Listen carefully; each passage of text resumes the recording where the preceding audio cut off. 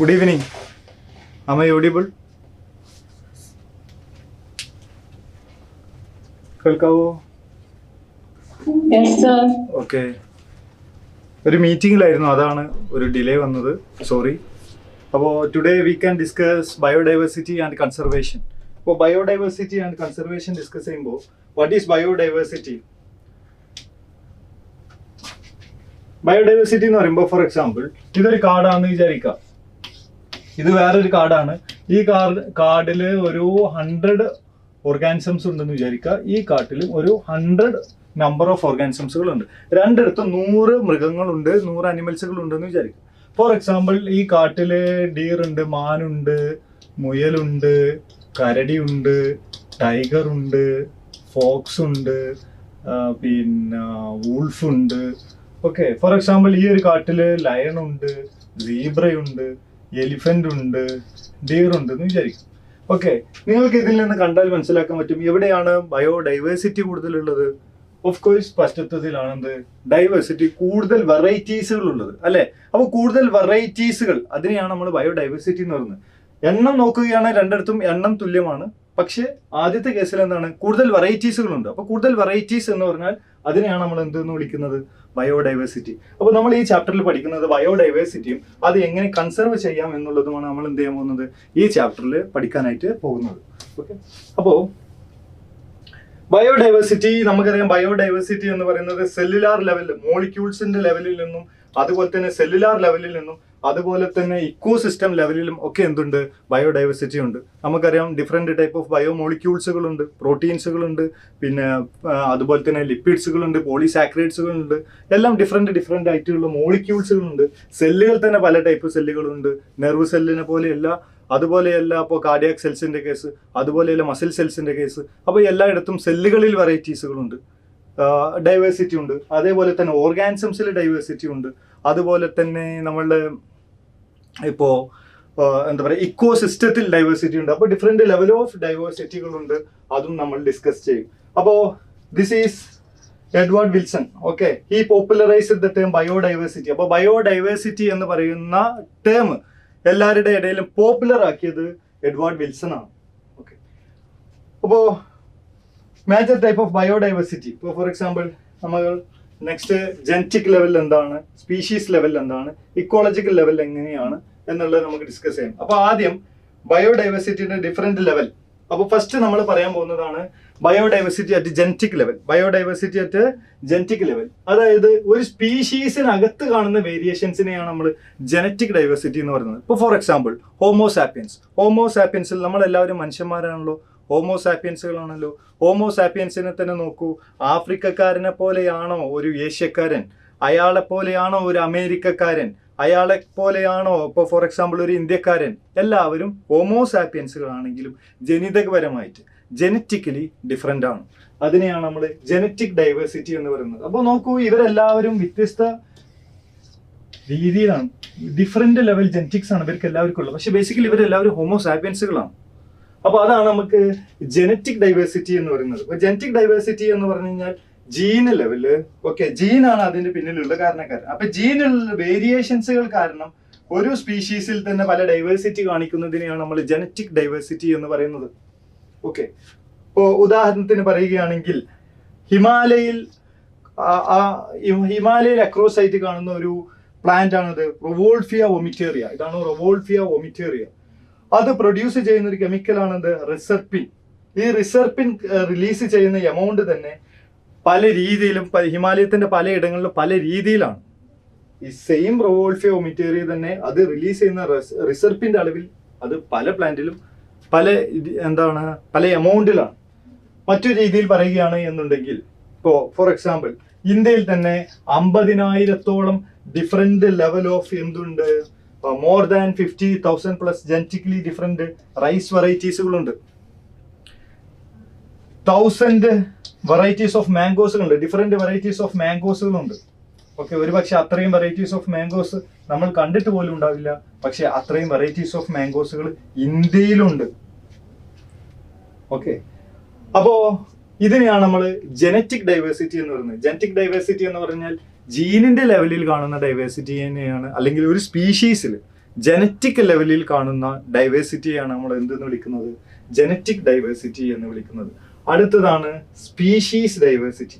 Species diversity എന്ന് പറഞ്ഞാൽ species ലെവലിൽ കാണുന്ന ഡൈവേഴ്സിറ്റി ആണ് എന്ത്? Species diversity. ഇന്ന് നമ്മൾ ഈ ചാപ്റ്റർ എടുത്ത് തുടങ്ങുന്നതിന് മുമ്പ് ബിഗിനിങ്ങിൽ ആസ് എ ഇൻട്രൊഡക്ഷൻ എന്നുള്ള രീതിയിൽ നമ്മൾ പറഞ്ഞു 2 കാടുകൾ, ഒരു കാടിൽ മാനുണ്ട്, മുയലുണ്ട്, കടുവയുണ്ട് എന്നൊക്കെ പറഞ്ഞല്ലോ. ഇവിടെ നമ്മൾ പറയുന്നത് എന്തായിരുന്നു? ബേസിക്കലി സ്പീഷീസ് ലെവലിലുള്ള ഡൈവേഴ്സിറ്റിയാണ്, അതായത് ഡിഫറെന്റ് സ്പീഷീസുകൾ. ഓക്കെ, അപ്പൊ സ്പീഷീസ് ലെവലിൽ കാണിക്കുന്ന ഡൈവേഴ്സിറ്റിയാണ് നമ്മൾ എന്തെന്ന് വിളിക്കുന്നത്? Species diversity. ഓക്കെ, അപ്പോൾ ഒരു റീജിയനിൽ കാണുന്ന വെറൈറ്റീസ് ഓഫ് സ്പീഷീസിനെയാണ് നമ്മൾ സ്പീഷീസ് ഡൈവേഴ്സിറ്റി എന്ന് പറയുന്നത്. ഉദാഹരണത്തിന് പറയുകയാണ് എന്നുണ്ടെങ്കിൽ വെസ്റ്റേൺ ഗട്ട്സ്. ഓക്കെ, അതായത് ഇന്ത്യയുടെ വെസ്റ്റേൺ ഗട്ട്സിൽ, ഓക്കെ, ഇന്ത്യയിൽ നമുക്ക് നോക്കിയാൽ ഇവിടെ വെസ്റ്റേൺ ഗട്ട്സും ഉണ്ട്, അതുപോലെ തന്നെ ഇന്ത്യക്ക് ഈസ്റ്റേൺ ഗട്ട്സും ഉണ്ട്. ഇന്ത്യയുടെ ഈ ഭാഗങ്ങളിൽ കാണുന്ന മലനിരകളാണെന്ത്? മൗണ്ടെയിൻ റേഞ്ചുകളെയാണ് നമ്മൾ വെസ്റ്റേൺ ഗട്ട്സുകൾ എന്ന് വിളിക്കുന്നത്. ഈ ഭാഗത്ത് കാണുന്ന മലനിരകളെയാണ് നമ്മൾ ഈസ്റ്റേൺ ഗട്ട്സ് എന്ന് വിളിക്കുന്നത്. അപ്പോ വെസ്റ്റേൺ ഗട്ട്സിൽ ഈസ്റ്റേൺ ഗട്ട്സിൽ ഉള്ളതിനേക്കാളും കൂടുതൽ ആംഫീബിയൻ സ്പീഷീസുകൾ കൂടുതലായിട്ട് കാണപ്പെടുന്നത് കാണാൻ പറ്റും. അപ്പോ ഈ വെസ്റ്റേൺ ഗട്ട്സ് ഇതാ ഈ സൈഡിൽ കാണുന്ന വെസ്റ്റേൺ ഗട്ട്സ്, ഈസ്റ്റേൺ ഗട്ട്സിനേക്കാളും കൂടുതൽ സ്പീഷീസുകൾ അവിടെ ഉണ്ട്, ആംഫീബിയൻ സ്പീഷീസുകളുണ്ട്. അവിടെ പലതരത്തിലുള്ള തവളകൾ, ഇവിടെയുള്ളതിനേക്കാളും വെറൈറ്റീസ് ഓഫ് തവളകൾ, ഫ്രോഗുകൾ ഇവിടെ കാണുന്നു. ആംഫീബിയൻസുകൾ അത്രയും വെറൈറ്റീസുകൾ കാണുന്നു. ഓക്കെ, അതൊരു ഉദാഹരണമായി പറഞ്ഞതാണ്. ഓക്കെ, അപ്പോൾ ഇവിടെ നമ്മൾ പറയുന്നത് വെസ്റ്റേൺ ഗട്ട്സിൽ ഈസ്റ്റേൺ ഗട്ട്സിനേക്കാളും കൂടുതൽ ആംഫീബിയൻ സ്പീഷീസുകൾ ഉണ്ട് എന്ന് പറയുമ്പോൾ ഇവിടെ നമ്മൾ എന്തിനെ പറ്റിയാണ് സംസാരിക്കുന്നത്? സ്പീഷീസ് ലെവലിലുള്ള ഡൈവേഴ്സിറ്റിയെ പറ്റിയാണ് സംസാരിക്കുന്നത്. പറഞ്ഞത് മനസ്സിലായോ? ക്ലിയർ ആണോ പറഞ്ഞത്? ഓക്കെ, എന്തെങ്കിലും സംശയം ഉണ്ടെങ്കിൽ പറയാം കേട്ടോ. ഓക്കെ, അടുത്തതാണ് ഇക്കോളജിക്കൽ ഡൈവേഴ്സിറ്റി. ഇക്കോളജിക്കൽ ഡൈവേഴ്സിറ്റി എന്ന് പറഞ്ഞാൽ ഒരു ഇക്കോ സിസ്റ്റം ലെവലിൽ കാണുന്ന ഡൈവേഴ്സിറ്റിയാണ് നമ്മൾ ഇക്കോളജിക്കൽ ഡൈവേഴ്സിറ്റി എന്ന് പറയുന്നത്. ഉദാഹരണത്തിന് പറയുകയാണ് എന്നുണ്ടെങ്കിൽ ഇന്ത്യ എന്ന് പറയുന്ന കൺട്രിയിൽ തന്നെ ഫോറസ്റ്റ് ഉണ്ട്, ഡെസേർട്ട് ഉണ്ട്. ഇപ്പോൾ ഫോർ എക്സാമ്പിൾ ഇവിടെയൊക്കെ എന്താണ്? ഡെസേർട്ടാണ്, താർ ഡെസേർട്ടുകളുണ്ട്. അതുപോലെ തന്നെ ഇവിടെ മൗണ്ടെയിൻ റേഞ്ചസുകളാണ്, ഹിമാലയൻ മൗണ്ടെയിൻ റേഞ്ചസുകളാണ് ഇവിടെ. അതുപോലെ തന്നെ റെയിൻ ഫോറസ്റ്റുകളുണ്ട്, ഇവിടെയൊക്കെ റെയിൻ ഫോറസ്റ്റുകളുണ്ട്. ഇവിടെയൊക്കെ പ്ലെയിൻ റീജിയൻസുകളുണ്ട്, റിവറിന്റെ പ്ലെയിൻ റീജിയൻസുകളുണ്ട്. അതുപോലെ തന്നെ ഇവിടെ എസ്റ്റുറീസുകളുണ്ട്, ഡെൽറ്റകളുണ്ട്. ഇതെല്ലാം എന്താണ്? ബേസിക്കലി ഇവരെല്ലാവരും ഡിഫറെന്റ് ടൈപ്പ് ഓഫ് ഇക്കോ സിസ്റ്റംസുകളാണ്. ഓഫ് കോഴ്സ് ഹിമാലയത്തിൽ കാണുന്ന ജീവികളല്ല ഒരു കാരണവശാൽ ഇവിടെ കാണുന്നത്. ഇപ്പോ ഹിമാലയത്തിൽ കാണുന്ന സ്നോ ലെപ്പേർഡ് ഒരിക്കലും നമുക്ക് അതിനെ കേരളത്തിൽ കാണാനായിട്ട് പറ്റത്തില്ല. അല്ലെങ്കിൽ കേരളത്തിൽ കാണുന്ന ടൈപ്പ് ഓഫ് ഫ്രോക്സിനെയോ സ്നേക്കിനെയോ നമുക്ക് ഹിമാലയത്തിലോ അല്ലെങ്കിൽ താർ ഡെസേർട്ടിലോ കാണാൻ പറ്റത്തില്ല. അതുപോലെ തന്നെ ഇവിടെ എസ്റ്റുറീസുകൾ, അതായത് റിവറും ഓഷനും തമ്മിൽ ചേരുന്ന ഈ റീജിയൻസിനെയാണ് നമ്മൾ എസ്റ്റുറീസ് എന്ന് പറയുന്നത്. അപ്പൊ ഇന്ത്യൻ ഇക്കോസിസ്റ്റത്തില് ഇന്ത്യയിൽ ഡെസേർട്ട് കാണാനായിട്ട് പറ്റും. ഓക്കെ, ഇന്ത്യയിൽ എന്തുണ്ട്? ഇന്ത്യ ഇൻക്ലൂഡ് ഡെസേർട്ടുകളുണ്ട്. ഇന്ത്യയിൽ ഇവിടെ ഡെസേർട്ട് ഉണ്ട്. ഇന്ത്യയിൽ റെയിൻ ഫോറസ്റ്റുകളുണ്ട്. ഓക്കെ, ഇന്ത്യയിൽ ഇവിടെയൊക്കെ റെയിൻ ഫോറസ്റ്റ് ഉണ്ട്. ഇവിടെയൊക്കെ നോർത്ത് ഈസ്റ്റേൺ റീജിയനിലും അതേപോലെ വെസ്റ്റേൺ ഗട്ട്സ് റീജിയനിലൊക്കെ എവർഗ്രീൻ റെയിൻ ഫോറസ്റ്റുകളുണ്ട്. അതുപോലെ തന്നെ മാംഗ്രൂവ്സുകളുണ്ട് ഇന്ത്യയിൽ, മാംഗ്രൂവ്സ്. ഓക്കെ, അതുപോലെ തന്നെ കോറൽ റീഫുകളുണ്ട്, പവിഴപ്പുറ്റുകളുണ്ട്. പിന്നെ അതുപോലെ തന്നെ വെറ്റ് ലാൻഡുകളുണ്ട്, ചതുപ്പ് നിലങ്ങൾ. ഇപ്പോൾ പാഡി ഫീൽഡ് പോലെയുള്ള അല്ലെങ്കിൽ ലേക്കുകൾ, വേമ്പനാട്ട് ലേക്ക് പോലെയുള്ള അല്ലെങ്കിൽ അഷ്ടമുടി ലേക്ക് പോലെയുള്ള ലേക്കുകളൊക്കെ ആയിട്ടുള്ള വെറ്റ് ലാൻഡുകളുണ്ട്. എസ്റ്റുറീസുകളുണ്ട്, അതായത് റിവറും ഓഷനും തമ്മിൽ ചേരുന്ന ഈ റീജിയനെയാണ് നമ്മൾ ഈ എസ്റ്റുറീസ്. അതുപോലെ തന്നെ മാംഗ്രൂവ്സുകൾ, കണ്ടൽ കാടുകൾ കണ്ടിട്ടുണ്ടോ? കണ്ടൽ കാടുകൾ. ഓക്കെ, അപ്പോൾ കണ്ടൽ കാടുകളുണ്ട്. ആൽപൈൻ മിഡോസുകളുണ്ട്. ആൽപൈൻ മിഡോസുകൾ എന്ന് പറഞ്ഞാൽ ഈ മലനിരകൾ. ഓക്കെ, ഈ പറയുന്ന നമ്മൾ ഈ ലേ ലഡാക്ക് പോലെയുള്ള അല്ലെങ്കിൽ എന്താ പറയുക, മനോഹരമായിട്ടുള്ള മുസൂരി പോലെയുള്ള അല്ലെങ്കിൽ അതേപോലെ തന്നെ ഹിമാലയയുടെ താഴ്വരകളിലൊക്കെ നമ്മൾ പോകാറില്ലേ, ശ്രീനഗർ പോലെയുള്ള ഭാഗങ്ങൾ, അത്തരത്തിലുള്ള ആൽപൈൻ മിഡോസ്. അവിടെ കാണുന്ന ജീവികൾ വേറെയാണ്. അപ്പൊ ഇവിടെ പലതരത്തിലുള്ള ഇക്കോ സിസ്റ്റംസുകളാണ്. ഡെസേർട്ട് ഇക്കോസിസ്റ്റമാണ് ഇത്. ഇതൊരു ഡെസേർട്ട് ഇക്കോസിസ്റ്റമാണ്. ഇതൊരു റെയിൻ ഫോറസ്റ്റ് ഇക്കോസിസ്റ്റമാണ്, ഒരു ഫോറസ്റ്റ് ഇക്കോസിസ്റ്റമാണ്. അതേപോലെ തന്നെ മാംഗ്രൂവ്സ്, അതൊരു അനദർ ഇക്കോസിസ്റ്റമാണ്. അപ്പൊ ഈ ഓരോ ഇക്കോസിസ്റ്റത്തിലും കാണുന്ന ജീവികൾ വേറെ വേറെയാണ്, സ്പീഷീസുകൾ വേറെ വേറെയാണ്. അപ്പൊ ഇവിടെ നമ്മൾ എന്തിനെ പറ്റിയാണ് ഡിസ്കസ് ചെയ്യുന്നത്? ഒരു ഇക്കോ സിസ്റ്റത്തിൽ കാണിക്കുന്ന ഡൈവേഴ്സിറ്റി. ഇന്ത്യയിൽ different type of eco system ഉണ്ട് എന്ന് പറഞ്ഞാൽ എന്താണ്? ഇവിടെ നമ്മൾ സംസാരിക്കുന്നത് ഒരു ഇക്കോളജിക്കൽ ഡൈവേഴ്സിറ്റിയെ പറ്റിയാണ്. അതായത് diversity at eco system level. Clear ആണോ? അപ്പോൾ ഇന്ത്യ എന്ന് പറഞ്ഞാൽ നോർവേ പോലെയുള്ള മറ്റ് കൺട്രീസുകളെയുമായിട്ട് വെച്ച് നോക്കുമ്പോൾ ഇന്ത്യയിലെ ഇക്കോ സിസ്റ്റം ഫാർ ഗ്രേറ്റർ ആണ്. ഇന്ത്യക്ക് ഒരുപാട് തരത്തിലുള്ള എന്തുണ്ട്, ഇക്കോ സിസ്റ്റംസുകളുണ്ട്. ഇപ്പോൾ for example red Panda, great hornbill, clouded leopard, on ഹോൺഡ് rhinoceros എന്നൊക്കെ പറയുന്നത് ഇന്ത്യയുടെ കയ്യിൽ എന്താ പറയുക, വിഭവസമ്പന്നമായിട്ടുള്ള എന്തുണ്ട്, സ്പീഷീസ് ഇന്ത്യയിൽ കാണുന്നുണ്ട്. ഓക്കെ, അപ്പോൾ ഇത് ക്ലിയർ ആണോ? ഇക്കോളജിക്കൽ ഡൈവേഴ്സിറ്റി എന്താണെന്നുള്ളത്? ഓക്കെ. അപ്പോ വൈ ബയോഡൈവേഴ്സിറ്റി മാറ്റർ? എന്തുകൊണ്ടാണ് നമ്മൾ ഈ ചാപ്റ്റർ പഠിക്കുന്നത്? ബയോഡൈവേഴ്സിറ്റി ആണ്. അപ്പോൾ ബയോഡൈവേഴ്സിറ്റിക്ക് എന്താണ് ഇത്ര ഇമ്പോർട്ടൻസ്? ഒന്ന്, it took millions of years of evolution to create the rich biodiversity we see today. ഇന്ന് കാണുന്ന ബയോഡൈവേഴ്സിറ്റി ഉണ്ടാകാൻ ഒരുപാട് കാലത്ത് എവല്യൂഷൻ നടന്നിട്ടുണ്ട്. അപ്പോൾ നിങ്ങൾക്കറിയാം, എവല്യൂഷനിൽ നിങ്ങൾ പഠിച്ചിട്ടുണ്ടാകും ഡാർവിൻ പറഞ്ഞ പോലെയുള്ള എവല്യൂഷൻ. ഓക്കെ, ഹ്യൂഗോ ഡെവറീസിന്റെ മ്യൂട്ടേഷൻ തിയറി പ്രകാരമുള്ള എവല്യൂഷൻ ഫാസ്റ്റായിട്ട് നടക്കും. അല്ലാതെ നാച്ചുറൽ സെലക്ഷനിലൂടെ നടക്കുന്ന സർവൈവൽ ഓഫ് ഫിറ്റസ്റ്റ് എന്ന് പറയുന്ന ഡാർവിൻ്റെ തിയറി പ്രകാരമുള്ള എവല്യൂഷനിൽ ഒരുപാട് സമയമെടുക്കും. അതൊരു പക്ഷേ 10,000 വർഷമായിരിക്കാം, ലക്ഷക്കണക്കിന് മില്യൺസ് ഓഫ് ഇയേഴ്സുകളാവാം.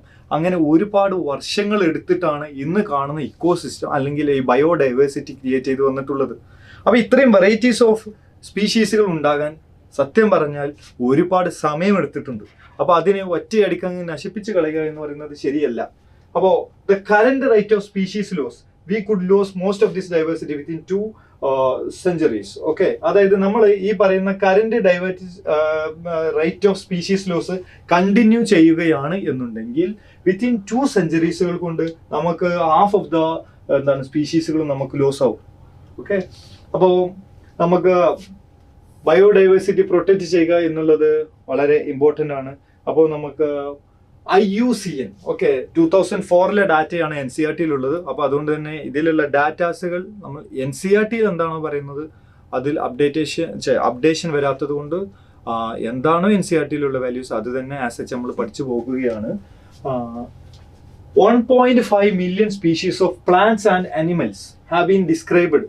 ഓക്കെ, IUCN എന്ന് പറയുന്നത് international union of conservation of nature എന്ന് പറയുന്നത് ഒരു ഗ്ലോബൽ ഒരു സംഘടനയാണ്, ഒരു യൂണിയനാണ്. Okay, international യൂണിയനാണ്. അവരുടെ ലക്ഷ്യം എന്താണെന്ന് വെച്ചാൽ their aim was to conserve the ബയോഡൈവേഴ്സിറ്റിയെ കൺസർവ് ചെയ്യുക, സ്പീഷീസിനെ കൺസർവ് ചെയ്യുക എന്നൊക്കെയുള്ള ഒരു ഉദ്ദേശത്തോട് കൂടിയിട്ട്, സച്ച് എയിമോട് കൂടിയിട്ടുണ്ടാക്കിയ ഒരു യൂണിയനാണ് international union of conservation of nature, IUCN. ഈ IUCN വളരെ പ്രസിദ്ധമായിട്ടുള്ളൊരു പബ്ലിക്കേഷൻ ഇറക്കുന്നുണ്ട്. അതിന്റെ പേരറിയുമോ ആർക്കെങ്കിലും? IUCN ഇറക്കുന്ന ബുക്കിന്റെ പേര് അല്ലെങ്കിൽ പബ്ലിക്കേഷന്റെ പേരറിയോ? റെഡ് ഡാറ്റ ബുക്ക് എന്ന് കേട്ടിട്ടുണ്ടോ? ആ റെഡ് ഡാറ്റ ബുക്കിൽ നമുക്ക് ഓരോ ജീവികളുടെ സ്പീഷീസുകളുടെയും സ്റ്റാറ്റസ് എന്താണെന്ന് അറിയാനായിട്ട് പറ്റും. ആ സ്പീഷീസ് ഇപ്പോൾ ഫോർ എക്സാമ്പിൾ അവർ ത്രെറ്റൻഡ് ആണോ, ക്രിറ്റിക്കലി എൻഡേഞ്ചേർഡ് ആണോ, എക്സ്റ്റിങ്ക്റ്റ് ആണോ, ലീസ്റ്റ് കൺസേൺ ആണോ തുടങ്ങിയ ഓരോ ഓരോ സ്പീഷീസിൻ്റെയും സ്റ്റാറ്റസ് എന്താണെന്ന് നമുക്ക് ഈ റെഡ് ഡാറ്റ പബ്ലിക്കേഷനിൽ നിന്ന് നമുക്ക് മനസ്സിലാക്കാനായിട്ട് പറ്റും. എന്തായാലും 1.5 million species of plants and ആനിമൽസിനെയാണ് അവർ ഇതിനോടകം ഡിസ്ക്രൈബ് ചെയ്തിട്ടുള്ളത്. അതായത് ഐഡന്റിഫൈ ചെയ്ത് അതിനെ നോമൻക്ലേച്ചർ ഒക്കെ നൽകി ഡിസ്ക്രൈബ് ചെയ്തിട്ടുള്ളത്, അതിനെ ടാക്സോണമിയിൽ പ്രകാരം അതിനെ ഡിസ്ക്രൈബ് ചെയ്തിട്ടുള്ളത് 1.5 million സ്പീഷീസ് ഓഫ് പ്ലാന്റ്സിനെയാണ്. ഓക്കെ, അപ്പോൾ പക്ഷേ അത് നമ്മൾ ഇതിനോട് കണ്ടെത്തിയ സ്പീഷീസുകളാണ്. The exact number of species on earth still unknown. നമുക്ക് ഇപ്പോഴും അറിയില്ല നമ്മളുടെ ഈ എർത്തിൽ എത്ര സ്പീഷീസുകൾ ഉണ്ട് എന്നുള്ളത് സ്റ്റിൽ അൺനോൺ ആണ്. We have no idea. Many species are yet to be discovered and described species എന്താ പറയുക, specially in tropical region. Okay, അപ്പോൾ ട്രോപ്പിക്കൽ റീജിയൻ എന്താണെന്ന് പിന്നെ പറഞ്ഞു തരാം. അപ്പോൾ എന്തായാലും സ്പീഷീസുകൾ ഇനിയും ഒരുപാട് പേരെ നമ്മൾ ഇതിനോടകം കണ്ടെത്താനുണ്ട്. നമ്മൾ ആകെ കുറച്ച് പേരെ കണ്ടെത്തിയിട്ടുള്ളൂ, ഇനിയും ഒരുപാട് പേരെ നമുക്ക് കണ്ടെത്താനായിട്ടുണ്ട്. അപ്പോൾ അതിൽ തന്നെ ട്രോപ്പിക്കൽ റീജിയനിലാണ് കൂടുതൽ സ്പീഷീസുകളെ കാണാനായിട്ട് പറ്റുന്നത്. അപ്പോൾ എന്താണ് ട്രോപ്പിക്സും എന്താണ് ടെമ്പറേറ്റും എന്ന് നോക്കിയാൽ For example, this is Earth. Okay. എർത്തിന്റെ എക്സാക്ട് സെൻട്രൽ കൂടി പോകുന്ന ഈ ലൈനിനെ വിളിക്കുന്ന പേരെന്താ? 0 ഡിഗ്രി ലാറ്റിറ്റ്യൂഡ്. അതിനെ വിളിക്കുന്ന പേരാണ് ഇക്വേറ്റർ. എന്താണ് ഇക്വേറ്റർ? അതായത് നമ്മൾ എർത്തിനെ എടുത്തിട്ട് ഇങ്ങനെ വരച്ചാൽ ഈ ലൈനുകളെ നമ്മൾ വിളിക്കുന്ന പേരാണ് ലാറ്റിറ്റ്യൂഡ്. എന്താണ്? ലാറ്റിറ്റ്യൂഡ്. ഓക്കെ. എർത്തിനെ എടുത്തിട്ട് നമ്മൾ ഇങ്ങനെ കട്ട് ചെയ്താൽ നമ്മൾ അതിനെ വിളിക്കുന്ന പേരാണ് ലോഞ്ചിറ്റ്യൂഡ്. ഇതൊരു പക്ഷേ നിങ്ങൾ ഹൈസ്കൂളിൽ നിങ്ങൾ കെമിസ്ട്രിയിൽ അല്ല ജിയോഗ്രഫിയിലൊക്കെ പഠിച്ചു കാണും. അപ്പൊ എന്തായാലും ഇതാണ് 0 degree latitude or also known as equator. ഇതിന്റെ ഇവിടെയായിട്ട് ഒരു 23 ഡിഗ്രി ഇതാണ് നോർത്തേൺ ഹെമിസ്ഫിയർ, ഇതാണ് സദേൺ ഹെമിസ്ഫിയർ. ഓക്കെ. ഇതിനെ നോർത്തേൺ ഹെമിസ്ഫിയർ എന്നും സദേൺ ഹെമിസ്ഫിയർ എന്നും പറയും. അയ്യോ പോയി. ഓക്കെ. അപ്പൊ ഇത് ഇക്വേറ്റർ, ഈ ഒരു part. Okay. This much part, this is southern hemisphere, this is northern hemisphere. അപ്പൊ എന്തായാലും നോക്കൂ, ഇതിനെയാണ് 23 degree north and 23 degree south. Okay. This is known as tropic of cancer, this is known as tropic of Capricorn. നിങ്ങൾ പണ്ട് പഠിച്ചു കാണും. Okay. അത് എന്തുമാവട്ടെ, ഇതിനിടയിൽ കാണുന്ന ഈ റീജിയനെയാണ് നമ്മൾ ട്രോപ്പിക്സ് എന്ന് വിളിക്കുന്നത്. എന്താണ്? ട്രോപ്പിക്സ്. ഓക്കെ. ട്രോപ്പിക്സ്. ഓക്കെ. ഇതിനെയാണ് ട്രോപ്പിക്സ് എന്ന് വിളിക്കുന്നത്. ഇനി ഈ ഒരു ഭാഗം ഏകദേശം 66 degree north and 66 degree south, ഈ കാണുന്ന ഈ ഒരു ഭാഗം, this is what we call the temperate region. ഇതിനെയാണ് നമ്മൾ എന്തെന്ന് വിളിക്കുന്നത്? ടെമ്പറേറ്റ് റീജിയൻ എന്ന് വിളിക്കുന്നത്. അപ്പോ of course what is this? This is the polar region. ഇതിനെയാണ് നമ്മൾ എന്തെന്ന് വിളിക്കുന്നത്? Polar region. അപ്പൊ ഇതാണ് നമ്മളുടെ എർത്തിന്റെ നമുക്ക് 3 റീജിയൻ ആയിട്ട് നമുക്ക് ഇങ്ങനെ സെപ്പറേറ്റ് ചെയ്യാൻ പറ്റും based on the latitude. This is Tropics and temperate and polar. അതേപോലെ തന്നെ ഇവിടെയും കാണാം ട്രോപ്പിക്സ്, ടെമ്പറേറ്റ്, പോളാർ. ഒരു കാര്യം മനസ്സിലാക്കുക, ഈ ട്രോപ്പിക്സിലാണ് ഏറ്റവും കൂടുതൽ സ്പീഷീസുകൾ കാണുന്നത്. അപ്പോൾ കൂടുതൽ സ്പീഷീസുകൾ കാണുന്ന ഏറ്റവും സ്പീഷീസ് റിച്ച് ആയിട്ടുള്ള ഭാഗം ഏതാന്ന് ചോദിച്ചാൽ അത് ഈ പറയുന്ന ട്രോപ്പിക്കൽ റീജിയനിലാണ്. ആൻഡ് റിമെമ്പർ, ഇന്ത്യ എന്ന് പറയുന്ന കൺട്രി ഇവിടെ ആയിട്ടാണ് കാണുന്നത്. ഇന്ത്യ ഇവിടെയാണ് കാണുന്നത്. ഓക്കെ. അപ്പൊ ഇന്ത്യയുടെ ഒരു half of the part belongs to the tropical region and rest of the part belongs to the temperate region. അപ്പൊ നോർത്ത് ഇന്ത്യൻ പാർട്ടുകളൊക്കെ ടെമ്പറേറ്റ് റീജിയനിൽ പെടുന്നു. നമ്മളൊക്കെ ഉള്ള ഈ ഒരു സദേൺ ഇന്ത്യയൊക്കെ എവിടെയാണ്? ട്രോപ്പിക്കൽ റീജിയനിലാണ് പെട്ടിട്ടുള്ളത്. അപ്പൊ എന്തായാലും ടെമ്പറേറ്റ് എന്താ, ട്രോപ്പിക് എന്താന്ന് നിങ്ങൾക്ക് ഇതിനോടകം മനസ്സിലായി കാണും എന്ന് വിശ്വസിക്കുന്നു. ഏറ്റവും കൂടുതൽ ജീവികൾ കാണുന്നത് ട്രോപ്പിക്സിലാണ്. സ്പീഷീസ് റെക്കോർഡ് ആൾമോസ്റ്റ് കംപ്ലീറ്റ് ചെയ്തിട്ടുള്ളത് എവിടെയാണെന്ന് ചോദിച്ചാൽ അത് ടെമ്പറേറ്റിലാണ്. കാരണം ടെമ്പറേറ്റില് ട്രോപ്പിക്സിന്റെ അത്രയും സ്പീഷീസുകൾ ഇല്ല. എന്നാൽ ട്രോപ്പിക്സിലോട്ട് വരുമ്പോൾ എവർഗ്രീൻ റെയിൻ ഫോറസ്റ്റിനെ പോലെയുള്ള തിക്ക് ഫോറസ്റ്റുകളുണ്ട്. ലൈക്ക് ആമസോൺ ഫോറസ്റ്റിനെ പോലെയുള്ള തിക്ക് ഫോറസ്റ്റ്, ബിഗ് ആൻഡ് വാസ്റ്റ് ആയിട്ടുള്ള ഫോറസ്റ്റുകളുണ്ട്. അപ്പൊ അവിടെയുള്ള സ്പീഷീസുകളെ എല്ലാം ഐഡന്റിഫൈ ചെയ്ത് ഡിസ്ക്രൈബ് ചെയ്യുമ്പോഴേക്കും ഒരുപാട് സമയമെടുക്കും. അപ്പൊ അതിന് ഒരുപാട് സമയം ആവശ്യമായിട്ടുണ്ട്. അപ്പൊ എന്തായാലും കൂടുതൽ സ്പീഷീസ് റെക്കോർഡുകൾ കംപ്ലീറ്റ് ചെയ്തിട്ടുള്ളത് എവിടെയാണ്? ടെമ്പറേറ്റ് കൺട്രീസുകളാണ്. ഓക്കെ. അപ്പോ ട്രോപ്പിക്കലിൽ എന്ത് ചെയ്തിട്ടില്ല? ഈ ഒരുപാട് അൺഡിസ്കവേർഡ് സ്പീഷീസുകൾ ഇപ്പോഴും കിടക്കുന്നുണ്ട്. അതായത് ട്രോപ്പിക്സിൽ ഇനിയും ഒരുപാട് സ്പീഷീസുകളെ നമുക്ക് കണ്ടെത്താനായിട്ടുണ്ട്. ഇനി എങ്ങനെയാണ് ബയോളജിസ്റ്റുകൾ സ്പീഷീസുകളെ എസ്റ്റിമേറ്റ് ചെയ്യുന്നത് എന്ന് നോക്കാം. ഓക്കെ. അപ്പോ അവര് നമ്മൾ നേരത്തെ പറഞ്ഞില്ലേ ടെമ്പറേറ്റ്, ട്രോപ്പിക്കൽ. ഓക്കെ. അപ്പോൾ ടെമ്പറേറ്റ് ആൾമോസ്റ്റ് കംപ്ലീറ്റ് ചെയ്തിട്ടുണ്ട്. അപ്പൊ ടെമ്പറേറ്റിൽ നിന്നുള്ളതിനെ അവർ ട്രോപ്പിക്കലോട്ട് എന്ത് ചെയ്യുകയാണ്? എക്സ്ട്രാപോളേറ്റ് ചെയ്തിട്ടാണ് എക്സ്ട്രാപോളേറ്റ് ചെയ്തിട്ടാണ് അവർ ഒരു എസ്റ്റിമേറ്റിൽ എത്തുന്നതാണ്. അപ്പോൾ അങ്ങനെ എസ്റ്റിമേറ്റ് ചെയ്തിട്ട് ഒരു എക്സ്ട്രീം എസ്റ്റിമേറ്റ് എടുക്കുമ്പോൾ ഏകദേശം 20 to 50 million species of earth, millions of species ഭൂമിയിൽ ഉണ്ടാകാം എന്നാണ് ഒരു എക്സ്ട്രീം എസ്റ്റിമേറ്റ് പറയുന്നത്. IUCN ആകെ 1.5 മില്യൺ സ്പീഷീസിനെ എന്ത് ചെയ്തിട്ടുള്ളൂ? ഇതിനോടകം കണ്ടെത്തിയിട്ടുള്ളൂ. IUCNന്റെ അറിവിൽ ആകെ 1.5 മില്യൺ സ്പീഷീസുകളെ ഉള്ളൂ. പക്ഷെ ഒരു എക്സ്ട്രീം എസ്റ്റിമേറ്റിൽ ഒരു പക്ഷേ ഈ ഭൂമിയിൽ 20 to 50 മില്യൺ സ്പീഷീസുകൾ ഉണ്ടാകാം. എന്ന് വെച്ചാൽ നമ്മൾ എത്രയാണ് കണ്ടുപിടിച്ചത്, ഇനി എത്രയാണ് കണ്ടുപിടിക്കാനുള്ളത് എന്നുള്ളതിന്റെ ഒരു ഡിഫറൻസ് നോക്കൂ, അത് വളരെ വലുതാണ്. അതുപോലെ റോബർട്ട് മേ എന്ന് പറയുന്ന സയന്റിസ്റ്റ് ഉണ്ട്. Okay. He estimated the species on the earth. Okay. he said that 7 million species ഉണ്ടാകാം. അപ്പോൾ എർത്തിൽ ഏകദേശം 7 മില്യൺ സ്പീഷീസുകൾ ഉണ്ടാകാം എന്നാണ് റോബർട്ട് മേ പറയുന്നത്. ഓക്കെ, അപ്പോൾ ഒരു എക്സ്ട്രീം എസ്റ്റിമേറ്റ് എടുക്കുകയാണെന്നുണ്ടെങ്കിൽ, നമ്മൾ ഭയങ്കര എന്താ പറയുക ഓവറാക്കി പറയുകയാണെന്നുണ്ടെങ്കിൽ ഒരു 20 to 50 മില്യൺ സ്പീഷീസുകൾ ഭൂമിയിൽ ഉണ്ടാകാം എന്നാണ്. റോബർട്ട് മേ പറയുന്നത് 7 മില്യൺ സ്പീഷീസുകൾ ഭൂമിയിൽ ഉണ്ടാകാം എന്നാണ്. പക്ഷെ IUCN ആകെ 1.5 മില്യൺ സ്പീഷീസിനെ എന്ത് ചെയ്യാൻ പറ്റിയിട്ടുള്ളൂ, കണ്ടുപിടിക്കാനായിട്ട് പറ്റിയിട്ടുള്ളൂ. എന്ന് വെച്ചാൽ ഭൂമിയിൽ ഇനിയും ഒരുപാട് സ്പീഷീസുകളെ, മെജോറിറ്റി ഓഫ് സ്പീഷീസുകളെ എന്ത് ചെയ്യാനുണ്ട്, സ്റ്റിൽ കണ്ടെത്താനായിട്ടുണ്ട്. അപ്പോ സ്പീഷീസിൽ തന്നെ നമ്മൾക്ക് നോക്കുകയാണ് എന്നുണ്ടെങ്കിൽ more than 70% of all record സ്പീഷീസുകൾ ആനിമൽസുകളാണ് എന്ന് കാണാനായിട്ട് പറ്റും. അപ്പോൾ കണ്ടെത്തിയ അല്ലെങ്കിൽ ഇതിനോടകം കണ്ടെത്തി നമ്മൾ റെക്കോർഡ് ചെയ്യപ്പെട്ടിട്ടുള്ള സ്പീഷീസുകളിൽ മോർ ദാൻ 70% ആരാണ്, അനിമൽസുകളാണ്. ഓക്കെ, അപ്പോ പ്ലാന്റ്സ്, അതായത് ഇൻക്ലൂഡിങ്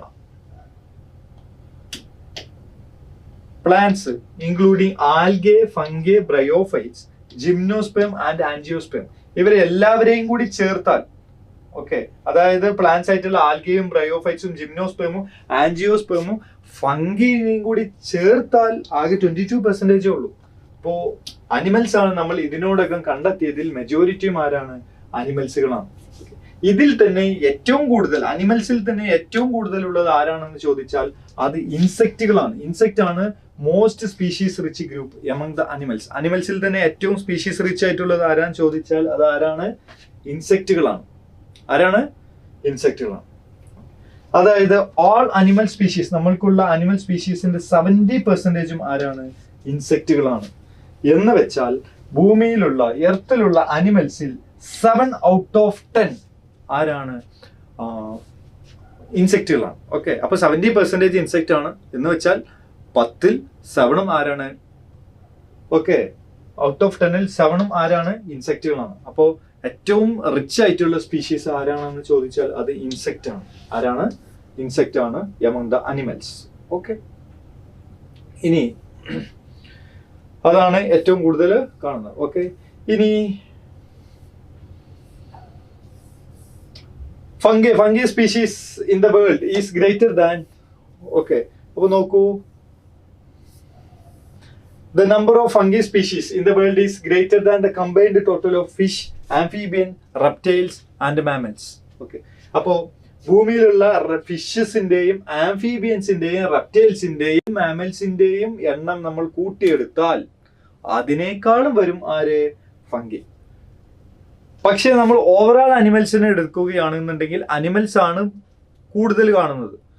അപ്പോൾ പക്ഷെ അനിമൽസിൽ തന്നെ നമ്മൾ ഫിഷസിനെയും ആംഫീബിയൻസിനെയും റെപ്റ്റൈൽസിനെയും മാമൽസിനെയും മാത്രം എടുക്കുകയാണ് എന്നുണ്ടെങ്കിൽ അത് ഫംഗയുടെ അത്ര പോലും ഇല്ല. ഓക്കെ, എന്ന് വെച്ചാൽ ഇതിലെ നമ്പർ ഓഫ് സ്പീഷീസിനേക്കാളും കൂടുതൽ എവിടെയുണ്ട്, ഫംഗി സ്പീഷീസുകളുണ്ട്.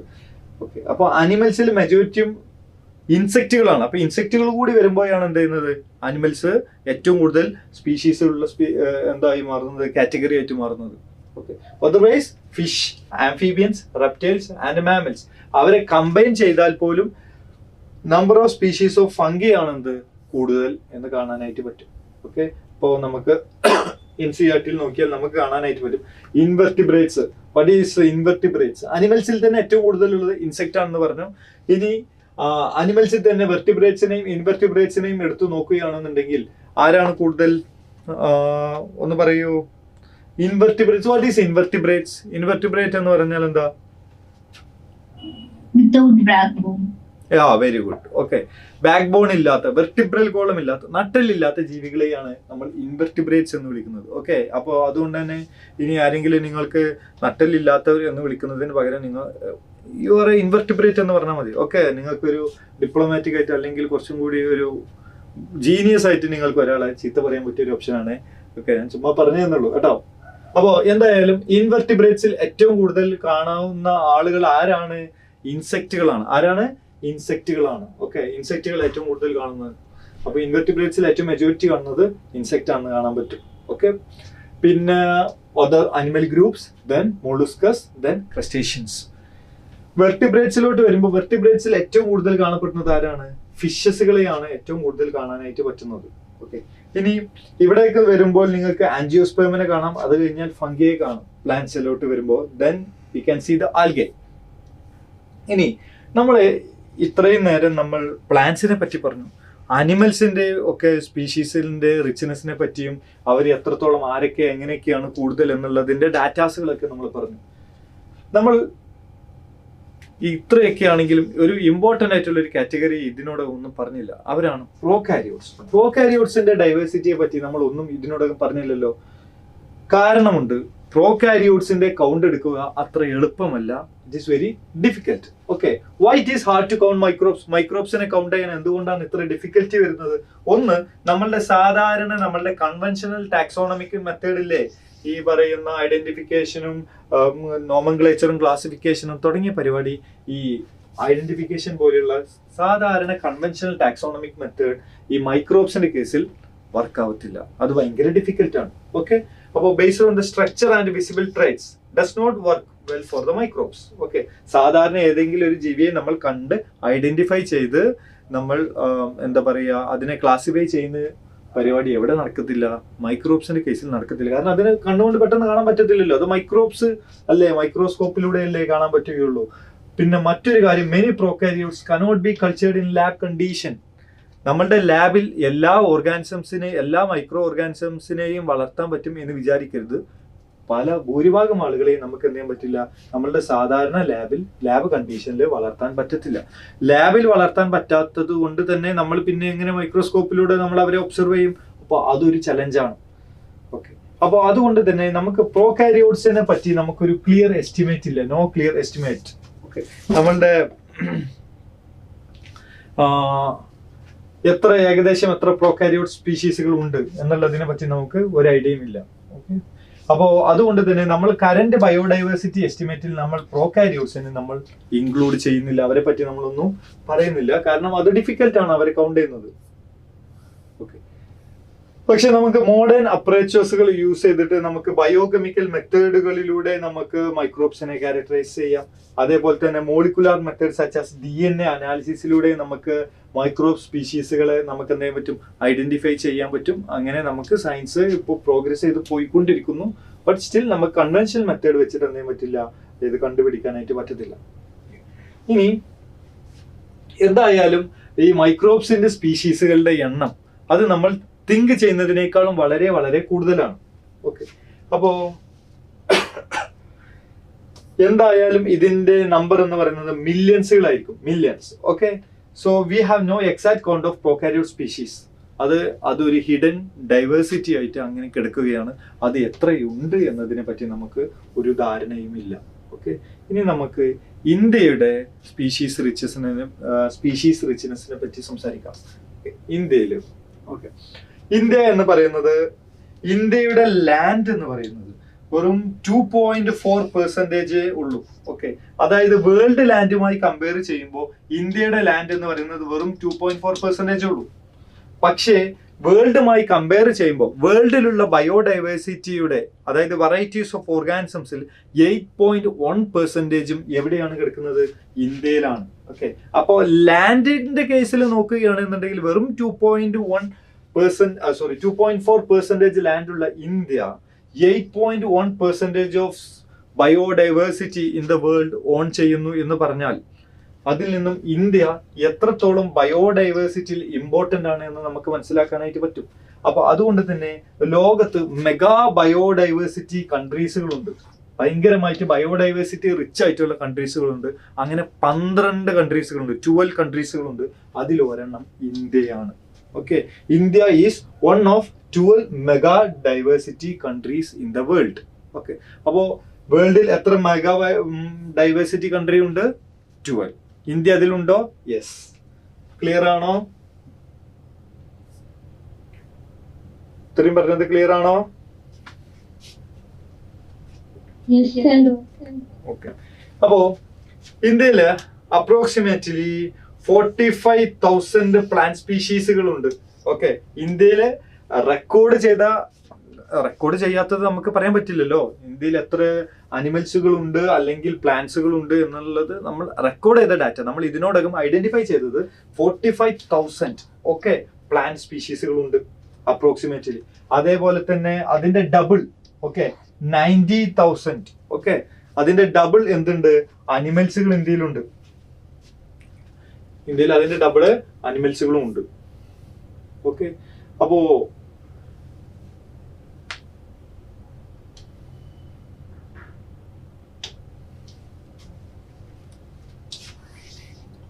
അപ്പൊ നമ്മള് റോബർട്ട് മേയുടെ എസ്റ്റിമേറ്റ് ഉണ്ടല്ലോ, റോബർട്ട് മേ പറഞ്ഞ 7 മില്യൺസുകൾ ഉണ്ടാകാം എന്ന് പറഞ്ഞു. അപ്പോ അത് വെച്ച് നോക്കുകയാണെന്നുണ്ടെങ്കിൽ നമ്മൾ ഇതിനോടകം റെക്കോർഡ് ചെയ്തത് റോബർട്ട് മേ പറഞ്ഞ ആ ഒരു കണക്കുമായി വെച്ച് നോക്കുകയാണെന്നുണ്ടെങ്കിൽ, ആ എസ്റ്റിമേറ്റുമായി വെച്ച് നോക്കുകയാണെന്നുണ്ടെങ്കിൽ വെറും 22% നമ്മൾ ഇതിനോടകം നമ്മൾ കണ്ടെത്തിയിട്ടുള്ളൂ. ഓക്കെ, അപ്പൊ നമ്മൾ ഇത് ഇന്ത്യയിലെ ഡാറ്റയിലോട്ട് ഇന്ത്യയിലെ ഡാറ്റയിലോട്ട് നമ്മൾ അപ്ലൈ ചെയ്യുകയാണെന്നുണ്ടെങ്കിൽ മോർ ദാൻ 1 lakh പ്ലാന്റ് സ്പീഷീസിനെ നമ്മൾ ഇനിയും കണ്ടെത്താനുണ്ട്. More than 3 lakh of animal സ്പീഷീസിനെ ഇന്ത്യയിൽ നമുക്ക് കണ്ടെത്താനായിട്ടുണ്ട്. ഓക്കെ, അപ്പൊ ഇന്ത്യയിൽ ഇത്രയും സ്പീഷീസിനെ നമ്മൾ ഇതിനോടകം കണ്ടെത്താനായിട്ടുണ്ട്. ഓക്കെ, കണ്ടെത്തിയിട്ടുണ്ട് എന്നല്ല, ഇത്രയും കണ്ടെത്താനായിട്ടുണ്ട്. നമ്മൾ റോബർട്ട് മേയുടെ എസ്റ്റിമേറ്റ് അപ്ലൈ ചെയ്യുകയാണ് എന്നുണ്ടെങ്കിൽ, അതായത് അത്രയും സ്പീഷീസിനെ നമ്മൾ ഇനിയും എന്ത് ചെയ്യാനുണ്ട്? കണ്ടെത്താനുണ്ട്. അപ്പോ എന്താണ് ഈ സ്പീഷീസിനെ ഇന്ത്യയിൽ കണ്ടെത്തുന്നതിൽ ഇന്ത്യ നേരിടുന്ന ഒരു ചലഞ്ച് എന്താണെന്ന് ചോദിച്ചാൽ, ഈ ടാക്സോണമിസ്റ്റ്. ഓക്കെ, അപ്പൊ ഇന്ത്യയിലുള്ള ഇത്രയും വാസ്റ്റ് ആയിട്ടുള്ള ബയോഡൈവേഴ്സിറ്റി, ഇനിയും ഇതുവരെ കണ്ടെത്തിയിട്ടില്ലാത്ത സ്പീഷീസുകളെ കണ്ടെത്താൻ നമ്മൾക്ക് ഇന്ത്യയിൽ അത്രയും ടാക്സോണമിസ്റ്റുകൾ ആവശ്യമായിട്ടുണ്ട്. അത്രയും ടാക്സോണമിസ്റ്റുകൾ ഇന്ത്യയിൽ ഇല്ല. അതാണ് ഒരു ബിഗ് ചലഞ്ച്. ഓക്കെ, അപ്പോൾ ഉള്ളൊരു പ്രശ്നം എന്താണെന്ന് ചോദിച്ചാൽ, many species may go extinct before we even discover dum. അപ്പോൾ നമ്മൾ ഇത്തരത്തിലുള്ള ജീവികളെ കണ്ടെത്തുന്നതിന് മുമ്പ് തന്നെ ഒരു പക്ഷേ ആ ഓർഗാനിസംസുകൾ എന്ത് ചെയ്യാം, അല്ലെങ്കിൽ ആ സ്പീഷീസുകൾ എക്സ്റ്റിങ്ക്റ്റ് ആയി പോവാം, വംശനാശം സംഭവിച്ചു പോവാം. ഉദാഹരണത്തിന് ഇന്ത്യയിലെ ഏതെങ്കിലും ഒരു ഉൾക്കാടുകളിൽ ക്യാൻസറിനെ ട്രീറ്റ് ചെയ്യുന്ന അല്ലെങ്കിൽ ക്യാൻസറിന് മരുന്നായിട്ടുള്ള ഒരു മെഡിസിനൽ പ്ലാന്റ് ഉണ്ടെന്ന് വിചാരിക്കൂ. ഒരുപക്ഷെ ഉണ്ടാകുമായിരിക്കാം, ഹൂ നോസ്. ഓക്കെ, അപ്പോ നമ്മൾ അത് കണ്ടെത്തി അത് പ്രൊട്ടക്ട് ചെയ്തിട്ടില്ല എന്നുണ്ടെങ്കിൽ വാട്ട് വിൽ ഹാപ്പൻ? അങ്ങനെയുള്ള ഒരു പ്ലാന്റ് നമ്മൾക്ക് ഉപയോഗപ്പെടുത്താൻ പറ്റാതെ അത് എക്സ്റ്റിങ്ക്റ്റ് ആയി പോകും. അപ്പൊ അതുകൊണ്ട് തന്നെ ബയോഡൈവേഴ്സിറ്റി പ്രൊട്ടക്ട് ചെയ്യുന്നത് എന്താണ്? നമ്മളുടെ വളരെയധികം അത്യാവശ്യമാണ്. അപ്പോ ഞാൻ ഇതിനോടകം പറഞ്ഞു, നമ്മൾ ഇനിയും ഒരുപാട് എന്ത് ചെയ്യാനുണ്ട്? കണ്ടെത്താനുണ്ട്. മെജോറിറ്റിയും ഇനിയും കണ്ടെത്താനാണ്. എന്ന് വെച്ചാൽ വളരെ ഫ്യൂ നമ്മൾ എന്ത് ചെയ്തിട്ടുള്ളൂ, വെരി ഫ്യൂ സ്പീഷീസിന് നമ്മൾ ഇതിനോടകം കണ്ടെത്തിയിട്ടുള്ളൂ. ഇനിയും മെജോറിറ്റി നമുക്ക് കണ്ടെത്താനായിട്ടുണ്ട്. അപ്പോൾ അങ്ങനെയാണ് എന്നുണ്ടെങ്കിൽ നമ്മൾ ഇപ്പോൾ for example, nature's biological library is burning even before we catalogue all the books. ഒരു ലൈബ്രറിയിലുള്ള ബുക്കുകൾ നമ്മൾ കാറ്റലോഗ് ചെയ്യുകയാണ്, നമ്മൾ റെക്കോർഡ് ചെയ്യുകയാണ് ഇവിടെ ഏതൊക്കെയാണ് ബുക്കുകൾ ഉള്ളത് എന്ന് വിചാരിക്കുക. ഓക്കെ, ഒരു പക്ഷേ ഒരു ലൈബ്രറിയിൽ ഇത് കാറ്റലോഗ് ചെയ്യുന്നതിന് മുമ്പ് തന്നെ, ഒരു ലൈബ്രറിയിലുള്ള ബുക്കുകൾ ഏതൊക്കെയാണെന്ന് രേഖപ്പെടുത്തുന്നതിന് മുമ്പ് തന്നെ, റെക്കോർഡ് ചെയ്യുന്നതിന് മുമ്പ് തന്നെ അവിടെയുള്ള ആ ലൈബ്രറിക്ക് അങ്ങ് തീ പിടിച്ചാൽ എന്താ സംഭവിക്കുക? അവിടെ എന്തൊക്കെ ബുക്കുകളാണ് ഉണ്ടായിരുന്നത് എന്നുള്ളതിനെ പറ്റി പോലും നമുക്കൊരു ഡാറ്റ കിട്ടില്ലല്ലോ, നമുക്കൊരു ഐഡിയ ഉണ്ടാവില്ലല്ലോ. അതുപോലെയാണ്, അതായത് നമ്മളുടെ ബയോളജിക്കൽ ലൈബ്രറിയിലുള്ള ബുക്കുകൾ, അതായത് അവിടെയുള്ള സ്പീഷീസുകൾ നമ്മൾ കണ്ടെത്തുന്നതിന് മുമ്പേ അത് എന്ത് ചെയ്യാണ്? കത്തി നശിച്ചു പോകുകയാണ്. ഓക്കെ, അപ്പോൾ അതുകൊണ്ട് തന്നെ ബയോഡൈവേഴ്സിറ്റി പ്രൊട്ടക്ട് ചെയ്യുന്നത് വളരെയധികം ഇമ്പോർട്ടൻ്റ് ആണ്. ഓക്കെ, അപ്പോൾ നമുക്ക് ബയോഡൈവേഴ്സിറ്റിയുടെ ഒരു പാറ്റേൺ നോക്കാം. ബയോഡൈവേഴ്സിറ്റിയുടെ പാറ്റേൺ നമുക്ക് പറയാൻ പോകുന്നത്, നമ്മൾ ഒന്ന് ലാറ്റിറ്റ്യൂഡിനൽ ഗ്രേഡിയന്റ് ഡിസ്കസ് ചെയ്യും, then we will discuss species area relationship. എന്താണ് ലാറ്റിറ്റ്യൂഡിനൽ ഗ്രേഡിയന്റ് എന്നുള്ളത് ആദ്യം നോക്കാനായിട്ട് പോകാം. ആദ്യമേ നമ്മൾ ഡിസ്കസ് ചെയ്തു വാട്ട് ഈസ് ലാറ്റിറ്റ്യൂഡ്. ഒരു എർത്തിനെ എടുത്താൽ എർത്തിനെ ഇങ്ങനെ ലൈൻ ഇടുന്നതിനെയാണ് നമ്മൾ എന്തെന്ന് വിളിക്കുന്നത്? ലാറ്റിറ്റ്യൂഡ്. ഓക്കെ, അപ്പൊ ഇതെന്താണെന്നാ പറഞ്ഞത്? 0 ഡിഗ്രി ലാറ്റിറ്റ്യൂഡ്, അതായത് ഇക്വേറ്റർ. ഇതെന്താണ്? 23 degree north, 23 degree south. This is what we call the tropic of cancer, this is what we call the tropic of Capricorn. അപ്പൊ ഇതിന്റെ ഇടയിൽ കാണുന്ന ഈ ഒരു റീജിയനെ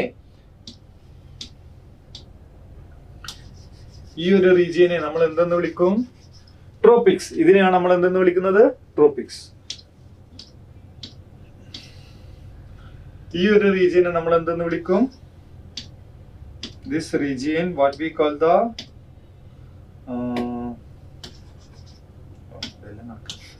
ഇതിനെയാണ് നമ്മൾ എന്തെന്ന് വിളിക്കുന്നത്? Temperate.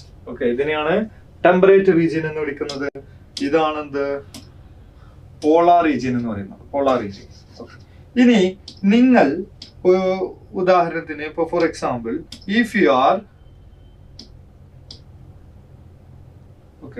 If you are going from here to here, നിങ്ങൾ ഇവിടെ നിന്നും എന്ത് ചെയ്യാണ്, ഇതാണല്ലോ 0 ഡിഗ്രി ലാറ്റിറ്റ്യൂഡ്, ഇത് 23 ഡിഗ്രി, ഇത് 66, ഇത് 90 എന്ന് വെച്ചാൽ ഇത് ലോവർ ലാറ്റിറ്റ്യൂഡ്, ഇത് ഹയർ ആൾട്ടിറ്റ്യൂഡ് അല്ലെ. ഇത് ലോവർ ലാറ്റിറ്റ്യൂഡ്, ഇത് ഹയർ ലാറ്റിറ്റ്യൂഡ്. അപ്പൊ നിങ്ങൾ ഒരു ലോവർ ലാറ്റിറ്റ്യൂഡിൽ നിന്നും ഹയർ ലാറ്റിറ്റ്യൂഡിലോട്ട് പോകുകയാണ്, നിങ്ങൾ ഇവിടെ നിന്ന് ഇവിടേക്ക് പോകുകയാണ്. അങ്ങനെയാണെങ്കിൽ നിങ്ങൾക്ക് സ്പീഷീസിന്റെ എണ്ണം, അതായത് സ്പീഷീസ് റിച്ച്നെസ് അല്ലെങ്കിൽ ബയോഡൈവേഴ്സിറ്റി കൂടുന്നതായിട്ടാണോ കുറയുന്നതായിട്ടാണോ അനുഭവപ്പെടാൻ പോകുന്നത്? പറയാൻ പറ്റുമോ?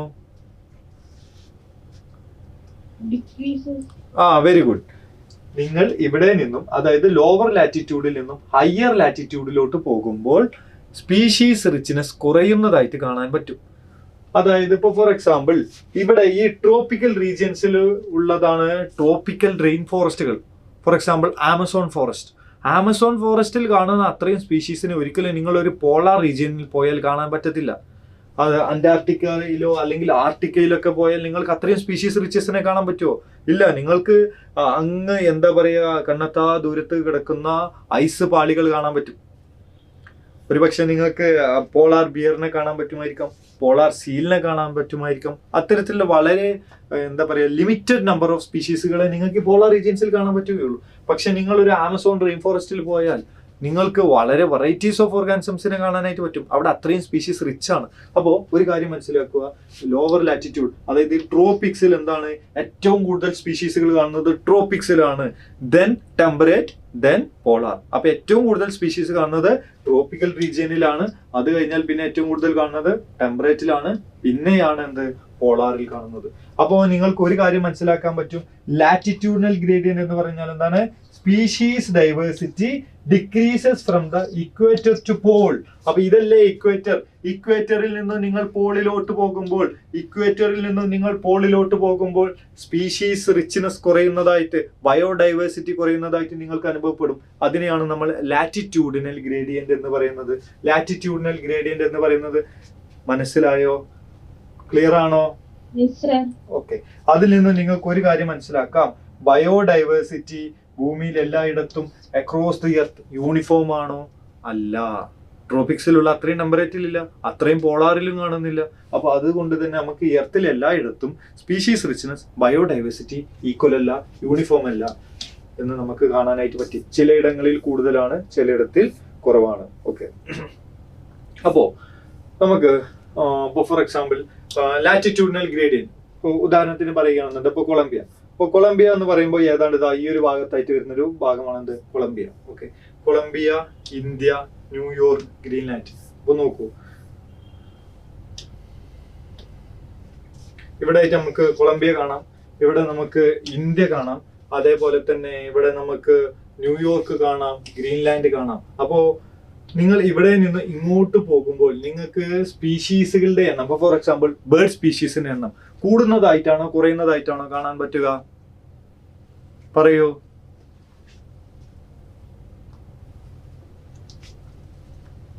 നിങ്ങൾ ഇവിടെ നിന്ന് ഇങ്ങോട്ട് പോവുകയാണ്. ആദ്യം നിങ്ങൾ കൊളംബിയയിൽ പോകുന്നു, പിന്നെ ഇന്ത്യയിൽ പോകുന്നു, പിന്നെ ന്യൂയോർക്കിൽ പോകുന്നു, പിന്നെ ഗ്രീൻലാൻഡിൽ പോകുന്നു.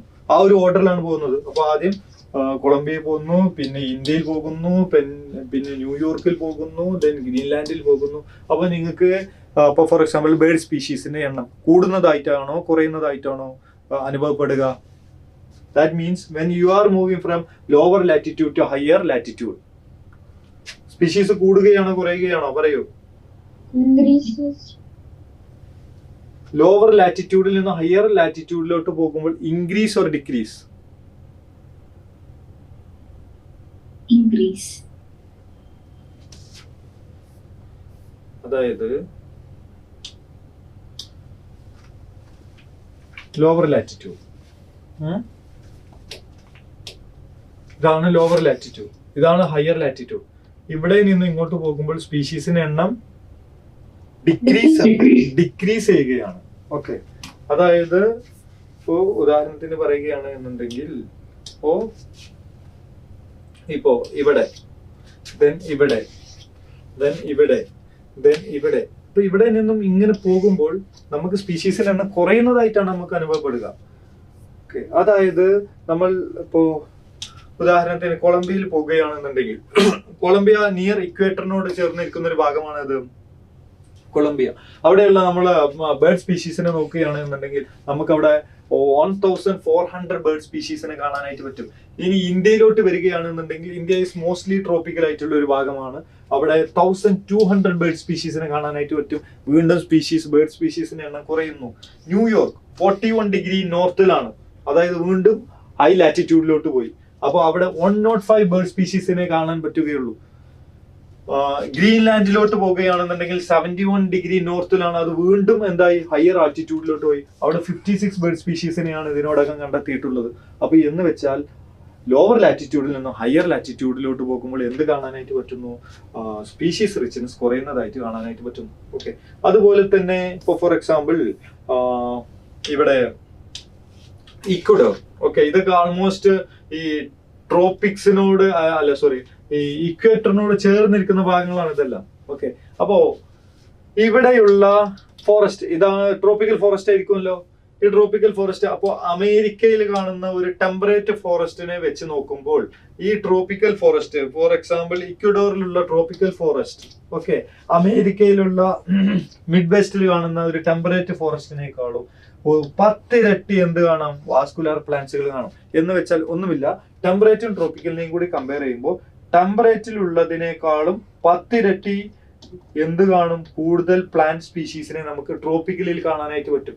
അതായത് ട്രോപ്പിക്കൽ റെയിൻ ഫോറസ്റ്റ് എന്ന് പറയുന്നത് സ്പീഷീസ് റിച്ച് ആണ്. എക്സാമ്പിൾ പറയുകയാണെങ്കിൽ ആമസോൺ റെയിൻ ഫോറസ്റ്റ്, ഓക്കെ, അത് ഭയങ്കര സ്പീഷീസ് റിച്ച് ആണ്. പറഞ്ഞത് മനസ്സിലായോ? Yes or no? Yes sir. Okay, ആർക്കെങ്കിലും ഡൗട്ട് ഉണ്ടെങ്കിൽ ചോദിക്കാം. Okay, I am going a little bit fast ആയിട്ടാണ് പോകുന്നത്. എന്തെങ്കിലും ഡൗട്ട് ഉണ്ടെങ്കിൽ യു ക്യാൻ ആസ്ക്. ഓക്കെ, അപ്പോ ആമസോൺ റെയിൻ ഫോറസ്റ്റ് ഭൂമിയിൽ തന്നെ ഏറ്റവും സ്പീഷീസ് റിച്ച് ആയിട്ടുള്ള ഒരു ഹൈ ബയോഡൈവേഴ്സിറ്റി ഉള്ള ഒരു സ്ഥലമാണിത്, ആമസോൺ ഫോറസ്റ്റ് എന്ന് പറയുന്നത്. സൗത്ത് അമേരിക്കയിലാണ് ഇത് കാണുന്നത്. Okay, south America which is basically tropical റീജിയനിൽ, സൗത്ത് അമേരിക്കയിലെ ട്രോപ്പിക്കൽ റീജിയനിൽ കാണപ്പെടുന്ന എർത്തിലെ ഏറ്റവും ഗ്രേറ്റസ്റ്റ് ബയോഡൈവേഴ്സിറ്റി കാണുന്ന ആമസോൺ റെയിൻ ഫോറസ്റ്റിൽ ഏകദേശം 40,000 പ്ലാന്റ് സ്പീഷീസിനെയും 3,000 ഡിഫറെന്റ് ടൈപ്പ് ഓഫ് ഫിഷസുകളെയും 1,300 different types of birds, 427 mammals, 427 amphibians, 378 different type of reptiles, and more than 1,25,000 invertebrate species are discovered. Okay, അപ്പോൾ ഇതൊക്കെ NCERT ഓൾഡ് ഡാറ്റാസ് ആണ്. കറന്റ് ഡാറ്റാസുകൾ ചേഞ്ചസുകൾ ഉണ്ടാകാം, പക്ഷെ നമുക്ക് NCERT ഡാറ്റാസുകൾ നോക്കിയാൽ മതി. അപ്പോൾ നമുക്ക് ഇതിനോടൊക്കെ നമ്മൾ ക്ലാസ് ഡിസ്കസ് ചെയ്തപ്പോൾ നമുക്ക് ഒരു കാര്യം മനസ്സിലായി.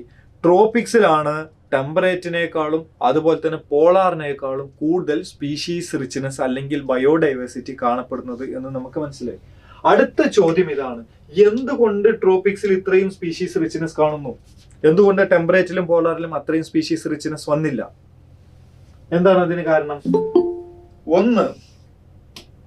ഒന്നാണ് tropics remained stable for millions of years. ട്രോപ്പിക്സില് ഗ്ലേസിയേഷൻസുകൾ അങ്ങനെ ഉണ്ടായിട്ടില്ല. അപ്പോൾ for example ice age movies ഒക്കെ ഒരുപക്ഷെ നിങ്ങൾ ഐസ് ഏജ് ആനിമേഷൻ മൂവിയൊക്കെ കണ്ടിട്ടുള്ള ആളുകൾക്ക് ഒരുപക്ഷെ ഗ്ലേസിയേഷൻ കണ്ടിട്ടുണ്ടോ എന്നറിയില്ല. എന്തായാലും ഐസ് ഏജ് കാലഘട്ടത്തിൽ, ഓക്കെ, ഐസ് ഏജ് കാലഘട്ടത്തിൽ ഒരുപാട് പണ്ടൊന്നല്ല, ഹ്യൂമൻസുകളൊക്കെ ഐസ് ഏജ് കാലഘട്ടത്തിൽ ഉണ്ടായിരുന്നു. മാമൂത്തുകളൊക്കെ ഉണ്ടായിരുന്ന, മറ്റേ ഭീമൻ കൊമ്പുള്ള ആനയൊക്കെ ഇല്ലേ, മാമൂത്ത്, അതൊക്കെ ഉണ്ടായിരുന്ന ആ ഒരു കാലഘട്ടം, ഐസ് ഏജ് കാലഘട്ടത്തിൽ. അപ്പൊ ഇവിടെയുള്ള ഈ ഒരു സ്ലൈഡ്, ഇപ്പോൾ ഫോർ എക്സാമ്പിൾ ഇവിടെ കുറച്ച് ഓർഗാനിസംസുകൾ നിൽക്കുന്നുണ്ടെന്ന് വിചാരിക്കൂ. ഇവിടെ കുറച്ച് ഓർഗാനിസംസുകൾ നിൽക്കുന്നുണ്ട്. ഓക്കെ, ഇവിടെ നിന്ന് ഈ ഒരു ഐസിന്റെ ഈ ഒരു ഷീറ്റ് അങ്ങനെ ഇങ്ങനെ സ്ലൈഡ് ചെയ്ത് വരുന്ന ആലോചിച്ച് നോക്കൂ. ഇവരെല്ലാവരും ഓഫ് കോഴ്സ് എന്തായി പോകും? അതിനടിയിൽ പെട്ട് ചത്തുപോകും, അല്ലെ? അത്തരത്തിലുള്ള ഗ്ലേസിയേഷൻസുകൾ ഭൂമിയിൽ നടക്കുന്നുണ്ട്. അത്തരത്തിലുള്ള ഗ്ലേസിയേഷൻസുകൾ ട്രോപ്പിക്സിൽ അങ്ങനെ സംഭവിച്ചിട്ടില്ല. അതുകൊണ്ട് തന്നെ അവിടെയുള്ള സ്പീഷീസുകൾ അങ്ങനെ പെട്ടെന്നൊന്നും കൊല്ലപ്പെട്ടിട്ടില്ല. അതുകൊണ്ട് തന്നെ അവിടെയുള്ള സ്പീഷീസുകൾക്ക് എവല്യൂഷനിലൂടെ ഡിഫറെന്റ് സ്പീഷീസുകളായി മാറാൻ ഒരുപാട് സമയം കിട്ടിയിട്ടുണ്ട് അവർക്ക്. ഓക്കെ, അപ്പൊ അതുകൊണ്ട് തന്നെ അവിടെ അവർക്ക് എവല്യൂഷനും സ്പീഷീസ് എവല്യൂഷനും ഡൈവേഴ്സിഫിക്കേഷനും ഒരുപാട് സമയം കിട്ടി. അപ്പൊ അതാണ് ഒരു കാരണം. ഓക്കെ, അതായത് ഇപ്പോ എവല്യൂഷന് ഒരുപാട് സമയം വേണം. എവല്യൂഷൻ എന്ന് പറയുന്നത് അപ്പോൾ ഡാർവിൻ്റെ എവല്യൂഷൻ തിയറി പ്രകാരം അതങ്ങനെ പെട്ടെന്ന് നടക്കുന്ന കേസല്ല.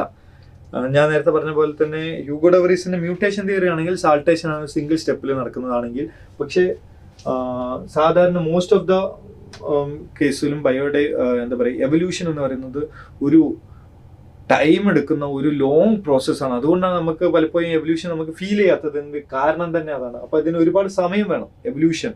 അപ്പൊ എവല്യൂഷനിലൂടെ ഒരു സ്പീഷീസിൽ നിന്നും ഡിഫറെന്റ് ടൈപ്പ് ഓഫ് സ്പീഷീസുകൾ ഉണ്ടാകുന്നു. പക്ഷെ ഇറ്റ് നീഡ്സ് ടൈം. ഇതിന് ഒരുപാട് സമയം വേണം. ഈ സ്പീഷീസുകളൊന്നും ആരും ഡിസ്റ്റർബ് ചെയ്യരുത്. അവർക്ക് സമാധാനമായിട്ട് അങ്ങനെ എവല്യൂഷനിലൂടെ ഡിഫറെന്റ് സ്പീഷീസുകളായി മാറാൻ സമയം വേണം. ആരും അവരെ ഡിസ്റ്റർബ് ചെയ്യരുത്. അതായത് എൻവയോൺമെന്റൽ കാലാമിറ്റീസുകളൊന്നും നാച്ചുറൽ ഡിസാസ്റ്ററുകളൊന്നും നടക്കാതെ ആ സ്പീഷീസുകൾ അങ്ങനെ നിലനിന്ന് പോകണം. എന്നാലേ ഇത് നടക്കത്തുള്ളൂ. അത് എവിടെ നടന്നു? ട്രോപ്പിക്സിൽ നടന്നു. കാരണം ട്രോപ്പിക്സിൽ എന്താണ്? ട്രോപ്പിക്സ് സ്റ്റേബിൾ ആണ്. അവിടെ ഇത്തരത്തിലുള്ള ഗ്ലേസിയേഷൻസുകളൊന്നും അങ്ങനെ നടക്കുന്നില്ല.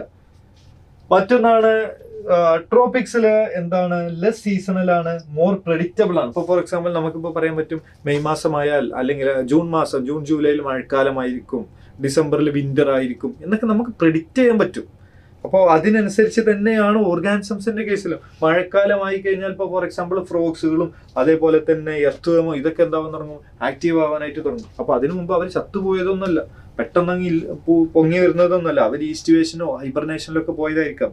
അവർ എനർജി സേവിങ് മോഡിലായിരിക്കും. പക്ഷെ വാട്ട് ഇഫ് പറഞ്ഞ പോലെ ഈ പറയുന്ന ജൂൺ ജൂലൈയിൽ മഴ വരുന്നതിന് പകരം ഒരു ഡിസംബറിൽ വന്നു? അപ്പൊ ഇത്തരത്തിലുള്ള ഓർഗാനിസംസിനൊക്കെ അത് അഫക്റ്റ് ചെയ്യും. പക്ഷെ അത്തരത്തിലുള്ള ഒരു പ്രശ്നം എവിടെ വരുന്നില്ല? ട്രോപ്പിക്സിൽ വരുന്നില്ല. കാരണം ട്രോപ്പിക്സിൽ സ്റ്റേബിൾ ആയിട്ടുള്ള പ്രെഡിക്റ്റബിൾ ആയിട്ടുള്ള ഒരു ക്ലൈമറ്റ് ആണുള്ളത്. അപ്പൊ അതുകൊണ്ട് തന്നെ എല്ലാ ഓർഗാനിസത്തിനും അവിടെ സർവൈവ് ചെയ്ത് പോകാൻ ഫേവറബിൾ ആയിട്ടുള്ള ഒരു കണ്ടീഷനാണ് അവിടെ ഉള്ളത്. ഓക്കെ, അപ്പൊ അതുകൊണ്ട് തന്നെ ഓരോ ഓർഗാനിസത്തിനും അവർക്ക് ചേരുന്ന സീസൺ ഏതാണ്, വെതർ ഏതാണ്, ക്ലൈമറ്റ് ഏതാണ്, കണ്ടീഷൻ ഏതാണെന്ന് അവർക്ക് ചൂസ് ചെയ്യാനും അതിനനുസരിച്ച് അവർക്ക് അവരുടെ നിഷ് സ്പെഷ്യലൈസ് ചെയ്യാനും സമയം കിട്ടുന്നുണ്ട്. നിഷ് എന്ന് പറഞ്ഞാൽ ഓരോ ഓർഗാനിസത്തിനും അവരുടെ എന്താ പറയുക, അവരുടെ ഹാബിറ്റേറ്റിൽ അവരുടെ റോള്, ഓക്കെ, അതിനെയാണ് നിഷ് എന്ന് പറയുന്നത്. ഓക്കെ, അതായത് ഇപ്പൊ ഫോർ എക്സാമ്പിൾ ഒരു ഹാബിറ്റേറ്റ് എന്ന് പറഞ്ഞാൽ ഒരു ഓർഗാനിസം എന്താ പറയുക, the place where an organism lives. ഒരു ഓർഗാനിസം ജീവിക്കുന്ന ഒരു ഇടത്തിനെയാണ് നമ്മൾ എന്തെന്ന് വിളിക്കുന്നത്? ഹാബിറ്റേറ്റ്. നിഷ് എന്ന് പറഞ്ഞാൽ ആ ഓർഗാനിസത്തിന്റെ റോളിനെയാണ്, അല്ലെങ്കിൽ ആ സ്പീഷീസിനെ അതിന്റെ ഹാബിറ്റേറ്റുള്ള റോളിനെയാണ് നമ്മൾ എന്തെന്ന് വിളിക്കുന്നത്? നിഷ് എന്ന് വിളിക്കുന്നത്. ഓക്കെ, ഇപ്പോൾ ഉദാഹരണത്തിന് നിങ്ങളുടെ വീട്ടിൽ നിങ്ങളും നിങ്ങളുടെ ഫാദറും മദറും സിബിലിങ്സും എല്ലാവരുടെയും ഹാബിറ്റേറ്റ് നിങ്ങളുടെ വീടാണ്. പക്ഷെ അവിടെ നിങ്ങളുടെ മദറിന്റെയും ഫാദറിന്റെയും പിന്നെ നിങ്ങളുടെയും സിബിലിങ്സിന്റെ ഒക്കെ റോള് ഡിഫറെന്റ് ആണ്. അതായത് നിങ്ങളുടെ എല്ലാവരുടെയും നിഷ് ഡിഫറെന്റ് ആണ്. എന്ന് പറയുന്ന പോലെ തന്നെ ഒരു പ്രകൃതിയിൽ നാച്ചുറൽ ഇപ്പോൾ ഫോർ എക്സാമ്പിൾ ഗ്രാസ് ഹോപ്പർ പ്രേ ആണ്, ഫ്രോഗ് എന്താണ്? അതിന്റെ പ്രിഡേറ്റർ ആണ്. അതാണ് അവിടെ അതിന്റെ ഉള്ള ഒരു നിഷ് എന്ന് പറയുന്നത്. ഓക്കെ, അപ്പോൾ എന്തായാലും ഇതേപറ്റി ഡീറ്റെയിൽ ആയിട്ട് പറയാൻ നമുക്ക് സമയമില്ല. Okay, it's also time waste ചെയ്യാൻ താല്പര്യമില്ലാത്തത് കൊണ്ട് തന്നെ ഞാൻ ഓരോ ഓർഗാനിസത്തിനും അവർക്ക് അവരുടെ റോൾ എന്താണെന്ന് ചൂസ് ചെയ്യാനുള്ള, അതായത് നിഷ് സ്പെഷ്യലൈസ് ചെയ്യാനുള്ള സമയം കിട്ടുന്നുണ്ട്. കാരണം പ്രെഡിക്റ്റബിൾ ആണ് ക്ലൈമറ്റ്, സ്റ്റേബിൾ ആണ്, പിന്നെ അതേപോലെ തന്നെ സ്റ്റേബിൾ ആണ് ഫോർ മില്യൺസ് ഓഫ് ഇയേഴ്സ് ആയിട്ട് സ്റ്റേബിൾ ആണ്. ക്ലൈമറ്റ് സീസണൽ പ്രെഡിക്റ്റബിൾ ആണ്, ലെസ് സീസണൽ ആണ്. പിന്നെ അതുപോലെ തന്നെ ഒരു ട്രോപ്പിക്സ് റീജിയനിലോട്ട് നോക്കുകയാണ് എന്നുണ്ടെങ്കിൽ, ഇപ്പോൾ ഫോർ എക്സാമ്പിൾ ഒരു ട്രോപ്പിക്കൽ റീജിയൻ, ഇവിടെ നല്ല രീതിയിൽ സൺലൈറ്റ് കിട്ടുന്നുണ്ട്. ഓക്കെ, അതുകൊണ്ട് തന്നെ മോർ ഇവാപ്പറേഷൻ നടക്കുന്നുണ്ട്, മോർ ക്ലൗഡ് ഫോർമേഷൻ നടക്കുന്നുണ്ട്, മോർ റെയിൻഫാൾ നടക്കുന്നുണ്ട്. അപ്പൊ നല്ല സൺലൈറ്റ് കിട്ടുന്നുണ്ട്, നല്ല റെയിൻഫാൾ കിട്ടുന്നുണ്ട്. ഇത് എങ്ങനെയാണ് നടക്കുന്നത് എന്നുള്ളതൊക്കെ ഡീറ്റെയിൽ ആയിട്ട് പറയാൻ പോകുകയാണെന്നുണ്ടെങ്കിൽ സമയം ഒരുപാട് പോകും. അപ്പോൾ അതിനുള്ള ടൈം ഇല്ല. And basically there is no need. അത് നിങ്ങളോട് ചോദിക്കാൻ പോകുന്നില്ല. നിങ്ങൾ ആകെ അറിയേണ്ടത് നല്ല വെയിലും കിട്ടുന്നുണ്ട്, നല്ല മഴയും കിട്ടുന്നുണ്ട്, നല്ല റെയിൻഫാൾ, നല്ല വാട്ടർ, നല്ല സോളാർ എനർജി രണ്ടും കിട്ടിയാൽ പ്ലാന്റ്സ് നല്ല രീതിയിൽ വളരത്തില്ലേ? അപ്പോ പ്ലാന്റ്സുകൾ നല്ല രീതിയിൽ വളരുന്നു, പ്ലാന്റ്സിന്റെ ബയോമാസ് കൂടുന്നു, അവർ കൂടുതൽ ഗ്ലൂക്കോസ് പ്രൊഡ്യൂസ് ചെയ്യുന്നു. അത് എന്ന് വെച്ചാൽ പ്രൈമറി പ്രൊഡക്ടിവിറ്റി കൂടുന്നു. ഓക്കെ, ഒരു കാടിൽ ഒരുപാട് വെറൈറ്റീസ് ഓഫ് പ്ലാന്റ്സുകൾ ഉണ്ട്. അതായത് ആ കാടിൽ നല്ല പ്ലാന്റ് റിച്ച് ആണ്. എന്ന് വെച്ചാൽ അതിനെ തിന്നാൻ വരുന്ന അനിമൽസും എന്ത് ചെയ്യും, അതുപോലെ ഇൻക്രീസ് ചെയ്യും. ഇപ്പോൾ ഫോർ എക്സാമ്പിൾ ഡെസേർട്ടിൽ പ്ലാന്റ്സുകളുടെ എണ്ണം കുറവാണ്, അതുപോലെ തന്നെ അനിമൽസിന്റെ എണ്ണം കുറവാണ്. എന്നാൽ ഒരു ട്രോപ്പിക്കൽ റെയിൻ ഫോറസ്റ്റിൽ അവിടെ മരങ്ങളുടെ പ്ലാന്റ്സിന്റെ എണ്ണം കൂടുതലാണ്, അതുപോലെ തന്നെ അനിമൽസിന്റെ എണ്ണം കൂടുതലാണ്. അപ്പോൾ പ്ലാന്റ്സ് കൂടുന്നതിനനുസരിച്ച് അനിമൽസും കൂടുന്നതായിട്ട് കാണാൻ പറ്റും. അപ്പോൾ പ്ലാന്റ്സ് കൂടുക എന്ന് പറഞ്ഞാൽ അതായത് കൂടുതൽ പ്ലാന്റ് പ്രൊഡക്ഷൻ, പ്രൈമറി പ്രൊഡക്ടിവിറ്റി കൂടുന്നു. അതിന് കാരണം എന്താണ്, അതിന് പറ്റിയ more solar energy and water which is available in tropical region. അപ്പോൾ നിങ്ങളൊരു ആമസോൺ റെയിൻ ഫോറസ്റ്റ് നോക്കുകയാണെന്നുണ്ടെങ്കിൽ അവിടെ നല്ല വാട്ടർ അവൈലബിലിറ്റി ഉണ്ട്, അതേപോലെ തന്നെ നല്ല സോളാർ റേഡിയേഷൻസുകളും ഉണ്ട്. അതുകൊണ്ട് തന്നെ അവിടെ നല്ല പ്രൈമറി പ്രൊഡക്ടിവിറ്റി ഉണ്ട്. നല്ല പ്രൈമറി പ്രൊഡക്ടിവിറ്റി ഉള്ളത് കൊണ്ട് തന്നെ നല്ല സെക്കൻഡറി പ്രൊഡക്ടിവിറ്റി ഉണ്ട്. എന്ന് വെച്ചാൽ അതിന് ഡിപ്പെൻഡ് ചെയ്യുന്ന അനിമൽസുകളുടെ എണ്ണവും കൂടും. അപ്പോൾ ഈ കാരണങ്ങൾ കൊണ്ടൊക്കെയാണ് ട്രോപ്പിക്സ് എന്തായത്, സ്പീഷീസ് റിച്ച് ആയത്. ഇപ്പൊ പറഞ്ഞത് മനസ്സിലായോ? ഒന്ന്, ട്രോപ്പിക്സ് സ്റ്റേബിൾ ആയിരുന്നു. മറ്റൊന്ന്, ട്രോപ്പിക്സ് ലെസ് സീസണൽ ആണ് ആൻഡ് മോർ പ്രെഡിക്റ്റബിൾ സീസൺ ആണ്. അനദർ വൺ, ട്രോപ്പിക്സിൽ എന്താണ്, ഹയർ പ്രൊഡക്ടിവിറ്റി ഉണ്ട്. ബിക്കോസ് മോർ സോളാർ റേഡിയേഷൻ ഉള്ളത് കൊണ്ട് തന്നെ ഹയർ പ്രൊഡക്ടിവിറ്റി ഉണ്ട്. പറഞ്ഞത് മനസ്സിലായോ? അപ്പൊ ട്രോപ്പിക്സ് എന്ന് പറയുന്നത് ഓൾഡർ ആണ്, സ്റ്റേബിൾ ആണ്, പ്രെഡിക്റ്റബിൾ ആണ്, പ്രൊഡക്റ്റീവ് ആണ്. അതുകൊണ്ട് തന്നെ അവിടെ ഹയർ ബയോഡൈവേഴ്സിറ്റി കാണുന്നത് നമുക്ക് കാണാനായിട്ട് പറ്റും. പറഞ്ഞത് മനസ്സിലായി? ക്ലിയർ ആണോ? ക്ലിയർ ആണോ? ഓക്കെ. അടുത്തതാണ് നമ്മൾ സ്പീഷീസ് ഏരിയ റിലേഷൻഷിപ്പിലോട്ടാണ് നമ്മൾ അടുത്തത് പറയാനായിട്ട് പോകുന്നത്. ഓക്കെ.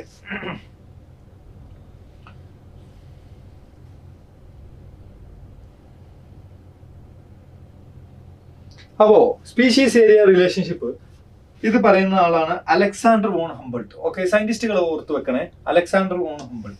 അലക്സാണ്ടർ വോൺ ഹംബൾട്ട് പറയുന്നത്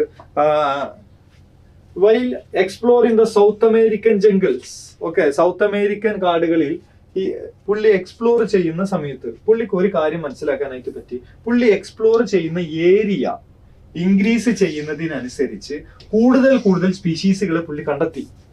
ഓക്കെ, എന്ന് വെച്ചാൽ പുള്ളി ഇപ്പൊ ഫോർ എക്സാമ്പിൾ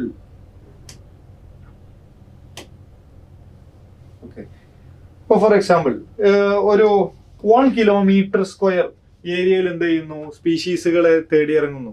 അപ്പോൾ ഒരുപാട് സ്പീഷീസുകളെ കാണുന്നു. വീണ്ടും 2 കിലോമീറ്റർ ഏരിയയാക്കി ഇൻക്രീസ് ചെയ്യുന്നു. ഈ നമ്മളുടെ സ്റ്റഡി ചെയ്യുന്ന ഏരിയ 2 കിലോമീറ്റർ ആയി. അതായത് 2 കിലോമീറ്റർ ഏരിയയിലെ സ്പീഷീസിനെ തേടി ഇറങ്ങുകയാണ്. അപ്പോൾ കൂടുതൽ സ്പീഷീസിനെ, ഇപ്പോൾ ഫോർ എക്സാമ്പിൾ ആദ്യം 10 സ്പീഷീസിനെ കണ്ടു, പിന്നെ 2 കിലോമീറ്റർ ആയപ്പോൾ 20 സ്പീഷീസുകളെ കണ്ടു. ടോട്ടൽ 20 സ്പീഷീസുകളായി നമ്മൾ പുതുതായിട്ട് കണ്ടെത്തിയത്. നമ്മളൊരു 3 കിലോമീറ്റർ സ്ക്വയർ ഏരിയയിലോട്ട് നമ്മൾ എക്സ്പ്ലോർ ചെയ്യാൻ ഇറങ്ങിയപ്പോൾ നമുക്ക് ഒരു പക്ഷേ ഫോർ എക്സാമ്പിൾ ഒരു 30, ഓക്കെ, ഞാൻ റാൻഡം ആയിട്ടുള്ള വാല്യൂസുകൾ പറയുകയാണ് കേട്ടോ, എനിക്ക് തോന്നിയ കുറച്ച് വാല്യൂസ് പറയുന്നുള്ളൂ കേട്ടോ. ഒരു 30 സ്പീഷീസുകൾ കണ്ടു എന്ന് വിചാരിക്കുക. അപ്പോൾ എത്രത്തോളം ഏരിയ നമ്മൾ സ്റ്റഡി ചെയ്യുന്ന ഏരിയ കൂട്ടുന്നു അതിനനുസരിച്ച് പുതിയ പുതിയ സ്പീഷീസുകൾ കണ്ടെത്തുന്നു. അതായത് number of species discovered is also increasing. പക്ഷേ നമ്മൾ ഒരു കാട് ഇങ്ങനെ എന്ത് ചെയ്യാണ്, എക്സ്പ്ലോർ ചെയ്യാൻ പോവുകയാണെന്ന് വിചാരിക്കുക. ആദ്യം നമ്മളൊരു മാനിനെ കണ്ടു, പിന്നെ കുറച്ചും കൂടി നടന്നപ്പോൾ നമ്മൾ മാനിനെയും കണ്ടു, ആടിനെയും കണ്ടു, പിന്നെ കുറെ കൂടി പോയപ്പോൾ നമ്മൾ മാനിനെ കണ്ടു, ആടിനെ കണ്ടു, മുയലിനെ കണ്ടു, പിന്നെ കുറെ കൂടി പോയപ്പോൾ മാനിനെ കണ്ടു, ആടിനെ കണ്ടു, മുയലിനെ കണ്ടു, ആനയെ കണ്ടു. ഓക്കെ, അങ്ങനെ നമ്മളിങ്ങനെ എത്രത്തോളം കൂടുതൽ ഏരിയ നമ്മൾ കവർ ചെയ്യുന്നോ അത്രത്തോളം കൂടുതൽ സ്പീഷീസിനെ കാണും. പക്ഷെ അപ് ടു എ ലിമിറ്റ്, ഒരു ലിമിറ്റ് വരെ. പിന്നെ അത് കഴിഞ്ഞാൽ നമ്മൾ ആ കാട്ടിൽ കണ്ട സ്പീഷീസിനൊക്കെ തന്നെ വീണ്ടും വീണ്ടും കാണാൻ പോകുന്നുള്ളൂ, അല്ലേ? അപ്പൊ നമുക്ക് ഒരു കാടിൽ നമ്മൾ എക്സ്പ്ലോർ ചെയ്യുമ്പോൾ ആദ്യം നമ്മളിങ്ങനെ കൂടുതൽ ഏരിയ നമ്മൾ ഇങ്ങനെ നടന്ന് കാണുമ്പോൾ നമുക്ക് കൂടുതൽ സ്പീഷീസിനെ കാണാനായിട്ട് പറ്റുമെങ്കിലും ഒരു പരിധി വിട്ടാൽ, ഓക്കെ, നമ്മൾ ഒരു പരിധി കടന്നാൽ പിന്നെ നമ്മൾ എത്ര കണ്ടാൽ നമ്മൾ ഓൾറെഡി കണ്ട സ്പീഷീസിനെ തന്നെയാണ് വീണ്ടും കാണാൻ പോകുന്നത്. അത് ന്യൂ സ്പീഷീസിനെ നമുക്ക് കണ്ടെത്താൻ പറ്റുന്നില്ല. കാരണം നമ്മൾ അതിന്റെ ആൾമോസ്റ്റ് എല്ലാം കണ്ടു കഴിഞ്ഞു, അതിലുള്ള ആൾമോസ്റ്റ് എല്ലാ ഓർഗാനിസംസിനെയും കണ്ടു കഴിഞ്ഞു. നിങ്ങൾ പറഞ്ഞത് മനസ്സിലായോ? അപ്പോ Alexander von Humboldt south American ജംഗിൾസിൽ എക്സ്പ്ലോർ ചെയ്തപ്പോൾ Humboldt noticed that area increase ചെയ്യുമ്പോൾ species richness also increases, but only up to a limit. Okay, ഒരു ലിമിറ്റ് വരെ എന്താണ് സ്പീഷീസ് ഏരിയ ഏരിയ ഇൻക്രീസ് ചെയ്യുന്നതിനനുസരിച്ച് സ്പീഷീസ് റിച്ച്നെസ് ഇൻക്രീസ് ചെയ്യുന്നുണ്ട്, but only up to a limit. ആ limit കഴിഞ്ഞാൽ പിന്നെ കണ്ട ജീവികളൊക്കെ തന്നെയാണ് നമ്മൾ വീണ്ടും കാണുന്നത്. ഓക്കെ, അതാണ് പറഞ്ഞത്. ഓക്കെ, അതിനെ നമ്മൾ ഒരു ഇക്വേഷൻ ആക്കി കൺവേർട്ട് ചെയ്യുകയാണ് എന്നുണ്ടെങ്കിൽ the relationship between the species richness and area follows A rectangular hyperbola. നമുക്കൊരു റെക്ടാങ്കുലാർ ഹൈപ്പർബോളയാണ് കിട്ടുന്നത്. ഓക്കെ, അപ്പോൾ ആ ഇക്വേഷൻ ആണ് S=CA⁻Z. ഓക്കെ, അതിന് നമ്മൾ അതൊരു റെക്ടാങ്കുലാർ ഹൈപ്പർബോളയാണ്. എന്താണ് അപ്പോൾ റിലേഷൻഷിപ്പ് എങ്ങനെയാണെന്ന് ചോദിക്കും. സ്പീഷീസ് റിച്ച്നെസ്സും ഏരിയയും തമ്മിലുള്ള റിലേഷൻഷിപ്പ് എങ്ങനെയാണെന്ന് ചോദിച്ചാൽ നിങ്ങൾ പറഞ്ഞ അത് റെക്ടാങ്കുലർ ഹൈപ്പർബോളയാണ്. ഇക്വേഷൻ എന്താണെന്ന് ചോദിക്കും. S=CA⁻Z. അപ്പോൾ എന്താണ് എസ് എന്ന് പറഞ്ഞാൽ സ്പീഷീസ് റിച്ച്നെസ്, എ എന്താണ് ഏരിയ. ഓക്കെ, അപ്പോ സി എന്താണ്, which is basically constant or Y intercept. What is Z, slope of the line or regression coefficient. Okay, അത് മനസ്സിലാക്കുക. ഇനി നമ്മൾ ഈ ഇതിനെ നമ്മൾ ഒരു ലോഗരിതമാറ്റിക് സ്കെയിലിലോട്ട് കൺവേർട്ട് ചെയ്യുകയാണെന്നുണ്ടെങ്കിൽ it will become a straight line. നമുക്ക് അതൊരു സ്ട്രെയിറ്റ് ലൈൻ ആയിട്ട് കിട്ടും. അതായത് log S = log C Z log A എന്ന് നമുക്ക് കിട്ടും. ഓക്കെ, അപ്പൊ ഇത് നമ്മൾ എങ്ങനെയാണ്, നമ്മൾ ഏരിയയും സ്പീഷീസ് റിച്ച്നെസ്സിനെയും നമ്മൾ പ്ലോട്ട് ചെയ്യുകയാണ് എന്നുണ്ടെങ്കിൽ നമ്മൾക്ക് എന്താണ് കിട്ടുന്നത്, ഒരു റെക്ടാങ്കുലാർ ഹൈപ്പർബോളയാണ് കിട്ടുന്നത്. അതിനെ നമ്മൾ ലോഗരിതമാറ്റിക് സ്കെയിലിലോട്ട് കൺവേർട്ട് ചെയ്താൽ നമുക്ക് എന്ത് കിട്ടും, ഒരു സ്ട്രെയിറ്റ് ലൈൻ കിട്ടും. ക്ലിയർ ആണോ? Yes or no? ഓക്കെ. ഇനി ഇത് ജസ്റ്റ് NCERT പറയുന്ന കുറച്ച് വാല്യൂസുകളാണ്. ഡീറ്റെയിൽ ആയിട്ട് പറയാനുള്ള ടൈം ഇല്ലാത്തത് കൊണ്ട് തന്നെ ഞാൻ ജസ്റ്റ് ക്വിക്ക് ആയിട്ട് പറയുന്നു. Because that's not that much important അല്ല.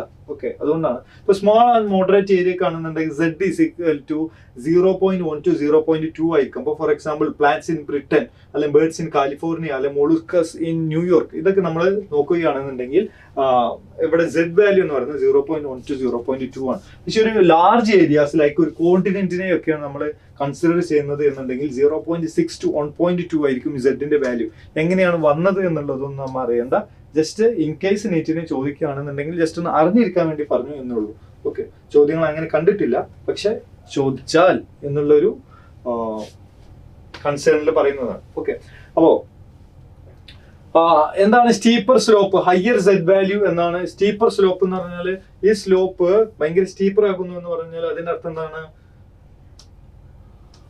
ഇത് ഭയങ്കര സ്റ്റീപ്പർ ആകുന്നു എന്ന് പറഞ്ഞാൽ അതിനർത്ഥം എന്താണ്, ഹൈ Z വാല്യൂ എന്നാണ്. ഓക്കെ, ഹൈ Z വാല്യൂ എന്ന് പറഞ്ഞാൽ എന്താണ്, നമ്മൾ കുറച്ച് ഏരിയ കവർ ചെയ്യുമ്പോഴേക്കും കൂടുതൽ സ്പീഷീസ് റിച്ച്നെസ് കാണുന്നു. അതായത് ഇപ്പോൾ for example 1 kilometre square cover ചെയ്യുമ്പോൾ 10 സ്പീഷീസിനെയും, പിന്നെ 2 കിലോമീറ്റർ സ്ക്വയർ എക്സ്പ്ലോർ ചെയ്യുമ്പോൾ 20 സ്പീഷീസിനെയും, പിന്നെ 30 സ്പീഷീസിനെയും ഒക്കെ കാണുന്നതിന് പകരം ആദ്യം 10 സ്പീഷീസ്, പിന്നെ ഒരു 2 കിലോമീറ്റർ സ്ക്വയർ ആകുമ്പോൾ ഒരു 30 സ്പീഷീസ്, 3 കിലോമീറ്റർ സ്ക്വയർ കവർ ചെയ്യുമ്പോൾ ഒരു 60 സ്പീഷീസ് അല്ലെങ്കിൽ 80 സ്പീഷീസ്, ലൈക്ക് ദാറ്റ്. നമ്മളുടെ സ്പീഷീസുകൾ നമ്മൾ കൂടുതൽ കാണുന്നത് അത് കൂടുതൽ ഹൈ നമ്പറായി വരുന്നു. ഓക്കെ, അതിനെയാണ് നമ്മൾ ഇവിടെ സ്റ്റീപ്പർ Z ലൈൻ അല്ലെങ്കിൽ ഹയർ Z കൊണ്ട് ഉദ്ദേശിക്കുന്നത്. ഓക്കെ, ഇത് അത്ര ഇമ്പോർട്ടന്റ് അല്ല, അതുകൊണ്ടാണ് ഞാനിത് പെട്ടെന്ന് ക്വിക്ക് പറഞ്ഞു പോകുന്നത്. അപ്പോ എന്താണ് സ്പീഷീസ് ഡൈവേഴ്സിറ്റി ഇൻ ഇക്കോസിസ്റ്റത്തിലെ സ്പീഷീസ് ഡൈവേഴ്സിറ്റിയുടെ ഇമ്പോർട്ടൻസ് എന്താണെന്ന് നോക്കാം. ഓക്കെ, ആദ്യം മോർ സ്പീഷീസ് എന്ന് പറഞ്ഞാൽ മോർ സ്റ്റെബിലിറ്റി ആണ്. എന്താണ്, കൂടുതൽ സ്പീഷീസുകൾ ഉണ്ടെന്ന് പറഞ്ഞാൽ കൂടുതൽ സ്റ്റെബിലിറ്റി ആണ്. അപ്പോൾ communities with more species are usually more stable. അതായത് സ്റ്റേബിൾ കമ്മ്യൂണിറ്റി എന്ന് പറഞ്ഞാൽ little year two year changes ആണ്. അതായത് അപ്പോൾ ഫോർ എക്സാമ്പിൾ ഇതൊരു കാടാണ്. ഓക്കെ, ഈ കാടിൽ ഡിഫറെന്റ് ടൈപ്പ് ഓഫ് പ്ലാന്റ്സുകൾ ഉണ്ടെന്ന് വിചാരിക്കാം. ഓക്കെ, ഡിഫറെന്റ് ടൈപ്പ് ഓഫ് എന്തുണ്ട്, പ്ലാന്റ്സുകളുണ്ട്. ഓക്കെ, സപ്പോസ് ഈ ഒരു പ്ലാന്റിനെ അഫക്റ്റ് ചെയ്യുന്ന ഒരു ബാക്ടീരിയൽ ഇൻഫെക്ഷൻ അല്ലെങ്കിൽ ഫംഗൽ ഇൻഫെക്ഷൻ വന്നു എന്ന് വിചാരിക്കുക.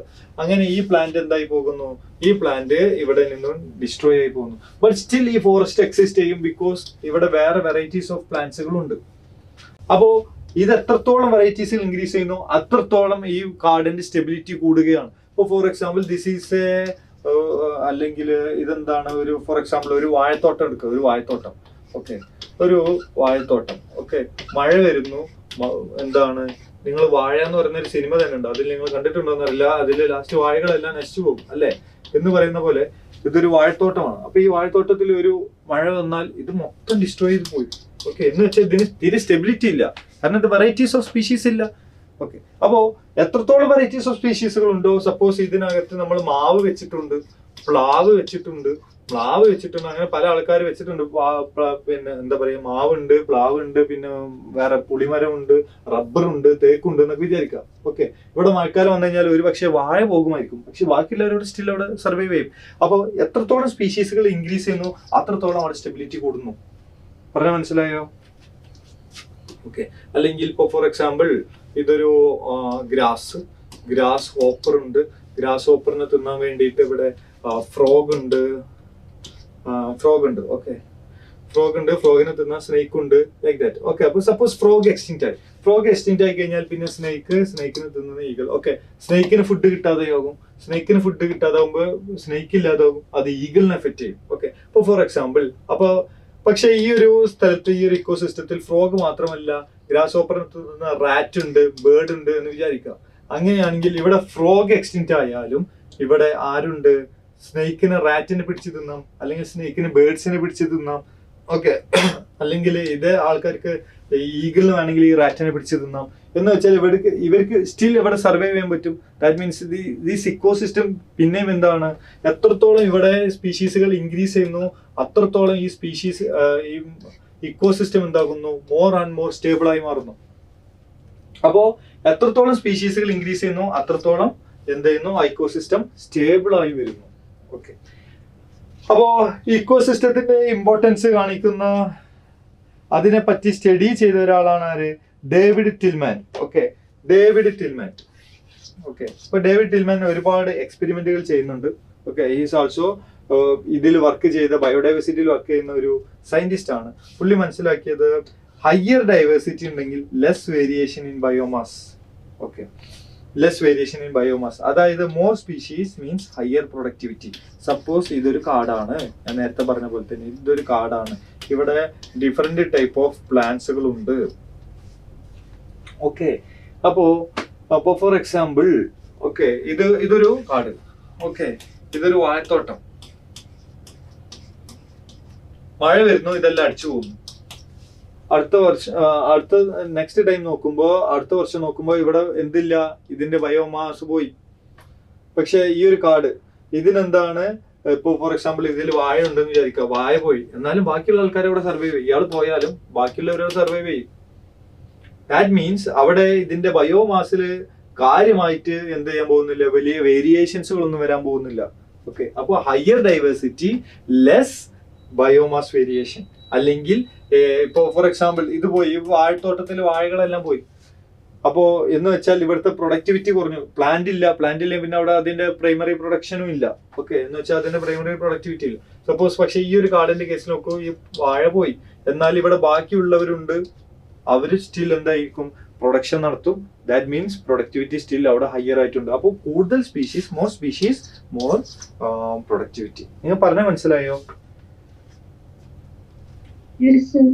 ഓക്കെ, അപ്പൊ നമുക്ക് മറ്റൊന്നാണ് നമുക്ക് മനസ്സിലാക്കേണ്ടത്, എന്താണ് റിവറ്റ് പോപ്പർ ഹൈപ്പോത്തിസിസ്. ഓക്കെ, എന്താണ് റിവറ്റ്? അപ്പോ ടിൽമാൻ ആണ് എന്ത് പറഞ്ഞത്, higher diversity, less variation in biomass, more species, higher productivity എന്ന് പറഞ്ഞത് ആരാന്ന് ചോദിച്ചാൽ നിങ്ങൾ പറയണം അതാരാണ്, ഡേവിഡ് ടിൽമാൻ ആണ്. ഓക്കെ, അപ്പൊ എന്താണ് റിവറ്റ് പോപ്പർ ഹൈപ്പോത്തിസിസ്? ഇത് പറഞ്ഞ ആളാണ് ആര്, പോൾ എർലിച്ച്.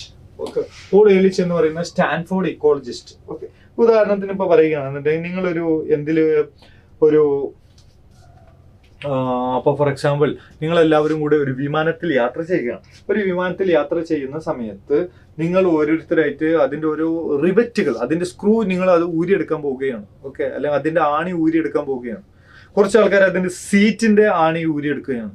അങ്ങനെയാണെന്നുണ്ടെങ്കിൽ ഈ പറയുന്ന എയറോപ്ലെയിന് കാര്യമായിട്ട് എന്തെങ്കിലും എഫക്റ്റ് ചെയ്യുമോ? അതിന്റെ സേഫ്റ്റിനെ ഇല്ല, കാരണം സീറ്റ് അല്ലേ. ഓക്കെ, പക്ഷെ ചില ബിരുദന്മാർ എന്ത് ചെയ്യാണ്, അതിന്റെ വിങ്സിലെ റിവറ്റുകളാണ് പോപ്പ് ചെയ്യുന്നത് എന്ന് വിചാരിക്കുക. അങ്ങനെയാണ് എന്നുണ്ടെങ്കിൽ ആ പ്ലെയിൻ പെട്ടെന്ന് ക്രാഷ് ആവും അല്ലേ. ഓക്കെ, ഇവിടെ പ്ലെയിൻ എന്ന് പറയുന്നത്, എയറോപ്ലെയിൻ എന്ന് പറയുന്നത് ഇക്കോസിസ്റ്റമാണ്. എന്താണ്? ഇക്കോസിസ്റ്റമാണ് എയറോപ്ലെയിൻ എന്നതുകൊണ്ട് ഉദ്ദേശിച്ചത്. ഇവിടെ സ്പീഷീസുകളെയാണ് റിവറ്റുകൾ കൊണ്ട് ഉദ്ദേശിച്ചത്. അപ്പോ ഒരു സ്പീഷീസ് എന്ത് ചെയ്യുന്നു, ഒരു സ്പീഷീസിനെ റിമൂവ് ചെയ്യും, ഒരു റിവറ്റിനെ നമ്മൾ എടുക്കുന്നു. പോപ്പിംഗ് എ റിവറ്റ് എന്ന് പറഞ്ഞാൽ എക്സ്റ്റിങ്ഷൻ ഓഫ് എ സ്പീഷീസ്, ഒരു സ്പീഷീസ് വംശനാശം സംഭവിക്കുന്നു എന്നാണ് അതിന്റെ അർത്ഥം. ഓക്കെ, സീറ്റിലെ റിവറ്റുകൾ, സീറ്റിലെ ആണിയാണ് നിങ്ങൾ ഊരിയെടുക്കുന്നത് എന്ന് വിചാരിക്കുക. അപ്പോൾ കാര്യമായിട്ട് ഫ്ലൈറ്റിന്റെ സേഫ്റ്റിനെ അത് അഫക്റ്റ് ചെയ്യുന്നില്ല. എന്ന് വെച്ചാൽ സീറ്റിലെ റിവറ്റ് എന്ന് പറഞ്ഞാൽ the rivet on seat means less important species എന്നാണ്. റിവറ്റ് ഓൺ വിങ്സിലെ റിവറ്റുകൾ ഊരിയെടുത്താൽ പെട്ടെന്ന് പ്ലെയിന് ക്രാഷ് ആവും. കാരണം അതിന്റെ വിങ്സിനെ അത് എഫക്റ്റ് ചെയ്യും. ഓഫ് കോഴ്സ് പെട്ടെന്ന് പ്ലെയിൻ ക്രാഷ് ആവും. ഇവിടെ വിങ്സിലുള്ള റിവറ്റ് എന്ന് പറയുന്നത് the rivets on wings means key species. Okay, key species എന്നാണ് ഇവിടെ ഉദ്ദേശിക്കുന്നത്. Okay, key species. Okay, key species എന്ന് പറഞ്ഞാൽ ഇപ്പോൾ ഫോർ എക്സാമ്പിൾ ഇപ്പോൾ ടൈഗർ ഒരു ഫോറസ്റ്റിലെ കീ സ്പീഷീസ് ആണ്. ടൈഗറിനെ റിമൂവ് ചെയ്താൽ എന്ത് ചെയ്യും? അത് ആ കാടിന്റെ സ്റ്റെബിലിറ്റിനെ തന്നെ എഫക്റ്റ് ചെയ്യും. ആ കാടിനെ നിലനിർത്തുന്ന ആള് ടൈഗറാണ് അവിടെ മാനിന്റെയും മുയലിന്റെയും അവിടെയുള്ള പോത്തിന്റെയും എല്ലാവരുടെയും ഈ പറയുന്ന ഹെർബിവോർസിന്റെ ഒക്കെ പോപ്പുലേഷൻ കൺട്രോൾ ചെയ്ത് നിർത്തുന്നത് ടൈഗറാണ്. ടൈഗറിനെ റിമൂവ് ചെയ്താൽ ഇവരൊക്കെ എന്ത് ചെയ്യും? ഓവർ പ്രൊഡക്ഷൻ നടത്തും. ഇവരെല്ലാവരും എണ്ണം കൂടി പെരുകി അവരവിടെയുള്ള പ്ലാന്റ്സ് എല്ലാം തിന്ന് തീർത്തു. അവസാനം ഇവർക്ക് ഫുഡൊന്നും കിട്ടാതെ കാടും നശിക്കും, ഈ ജീവികളും നശിക്കും, ആ കാട് മൊത്തത്തിൽ ഡിസ്ട്രോയ് ചെയ്യും. പക്ഷേ കടുവയുണ്ടെങ്കിൽ അയാൾ എന്ത് ചെയ്യും? ഈ എല്ലാവരുടെയും പോപ്പുലേഷൻ അയാൾ കൺട്രോൾ ചെയ്ത് നിർത്തും. ഓക്കെ, ഇതേപറ്റി നിങ്ങൾ ഓർഗാനിസം ആൻഡ് പോപ്പുലേഷനിലെ ഇമ്പോർട്ടൻസ് ഓഫ് പ്രിഡേറ്റേഴ്സിൽ പഠിച്ചു കാണും. ഓക്കെ, എന്തായാലും അയാൾ ഒരു കീ സ്പീഷീസ് ആണ്. അപ്പൊ കീ സ്പീഷീസ് പോയാൽ എന്ത് ചെയ്യും? പെട്ടെന്ന് ഇക്കോസിസ്റ്റത്തിനെ എഫക്റ്റ് ചെയ്യും. ഓക്കെ, അപ്പൊ അതാണ് ഇവിടെ നിന്ന് മനസ്സിലാക്കേണ്ടത്. ഓക്കെ, അപ്പോ വിങ്സിലെ റിവറ്റ് എന്ന് പറഞ്ഞാൽ ഇവിടെ എന്താ ഉദ്ദേശിച്ചത്? Loss of key species. Okay, അത് ഭയങ്കര ഡേഞ്ചറസ് ആണ്. ഓക്കെ, എന്നാൽ സീറ്റിലെ റിവറ്റ് എന്ന് പറഞ്ഞാൽ എന്താ? ലെസ് ഇമ്പോർട്ടൻറ്റ് സ്പീഷീസ് ആണ്, അത് അത്ര സീരിയസ് അല്ല. അപ്പോ എന്താണ് ഫ്ലൈറ്റ് സേഫ്റ്റി എന്ന് പറഞ്ഞാൽ ഇവിടെ ഉദ്ദേശിക്കുന്നത് എന്താണ്? ഫ്ലൈറ്റ് സേഫ്റ്റി എന്ന് പറഞ്ഞാൽ ഇക്കോസിസ്റ്റത്തിന്റെ സ്റ്റെബിലിറ്റി. ഓക്കെ, അതിനെയാണ്, അല്ലെ ഇക്കോസിസ്റ്റത്തിന്റെ ഫംഗ്ഷനിങ്ങിനെയാണ് ഉദ്ദേശിക്കുന്നത്. അപ്പോൾ ഒരു ഇക്കോസിസ്റ്റത്തിലുള്ള സ്പീഷീസുകളെ ഇങ്ങനെ എക്സ്റ്റിൻറ്റ് ആയി പോയി കഴിഞ്ഞാൽ ഫൈനലി എന്ത് ചെയ്യും? ആ ഇക്കോസിസ്റ്റം തന്നെ ഡിസ്ട്രോയ് ചെയ്യും. ഇനി അവിടുത്തെ കീ സ്പീഷീസ് ആണ് പോകുന്നത് എന്നുണ്ടെങ്കിൽ ആ ഇക്കോസിസ്റ്റം ഫാസ്റ്റ് ആയിട്ട് എന്ത് ചെയ്യും? ഡിസ്ട്രോയ് ആകും എന്നാണ് ആര് പറയുന്നത്? ഒരു എയറോപ്ലെയിനെ വെച്ചിട്ട് ഇക്കോസിസ്റ്റവും സ്പീഷീസ് എക്സ്റ്റിങ്ഷനെയും പറ്റി ആര് പറഞ്ഞു തന്നത്? പോൾ എർലിച്ച് പറഞ്ഞു തന്നത്. പറഞ്ഞത് മനസ്സിലായോ?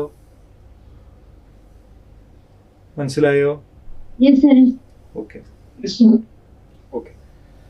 അപ്പോ ഒരുപാട് ജീവികൾ ഇതിനോടകം 784 സ്പീഷീസ് 500 ഇയേഴ്സുകൾ കൊണ്ട് എന്തായി പോയിട്ടുണ്ട്? എക്സ്റ്റിൻറ്റ് ആയി പോയിട്ടുണ്ട്. ജസ്റ്റ് കുറച്ച് ഡാറ്റാസുകളാണ്.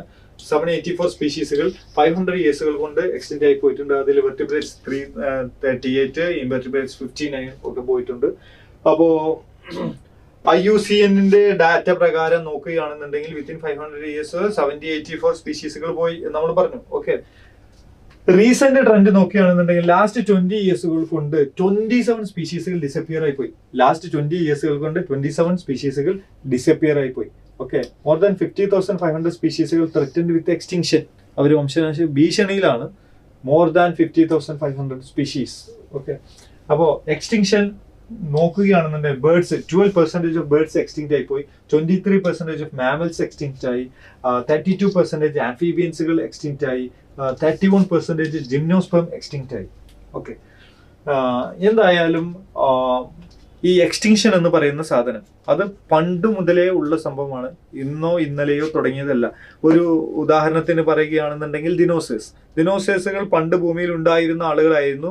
ബട്ട് അവരിപ്പോൾ എക്സ്റ്റിങ്റ്റ് ആയിട്ടുള്ള ഓർഗാനിസംസുകളാണ്. അവരിപ്പോൾ നിലവിലില്ല.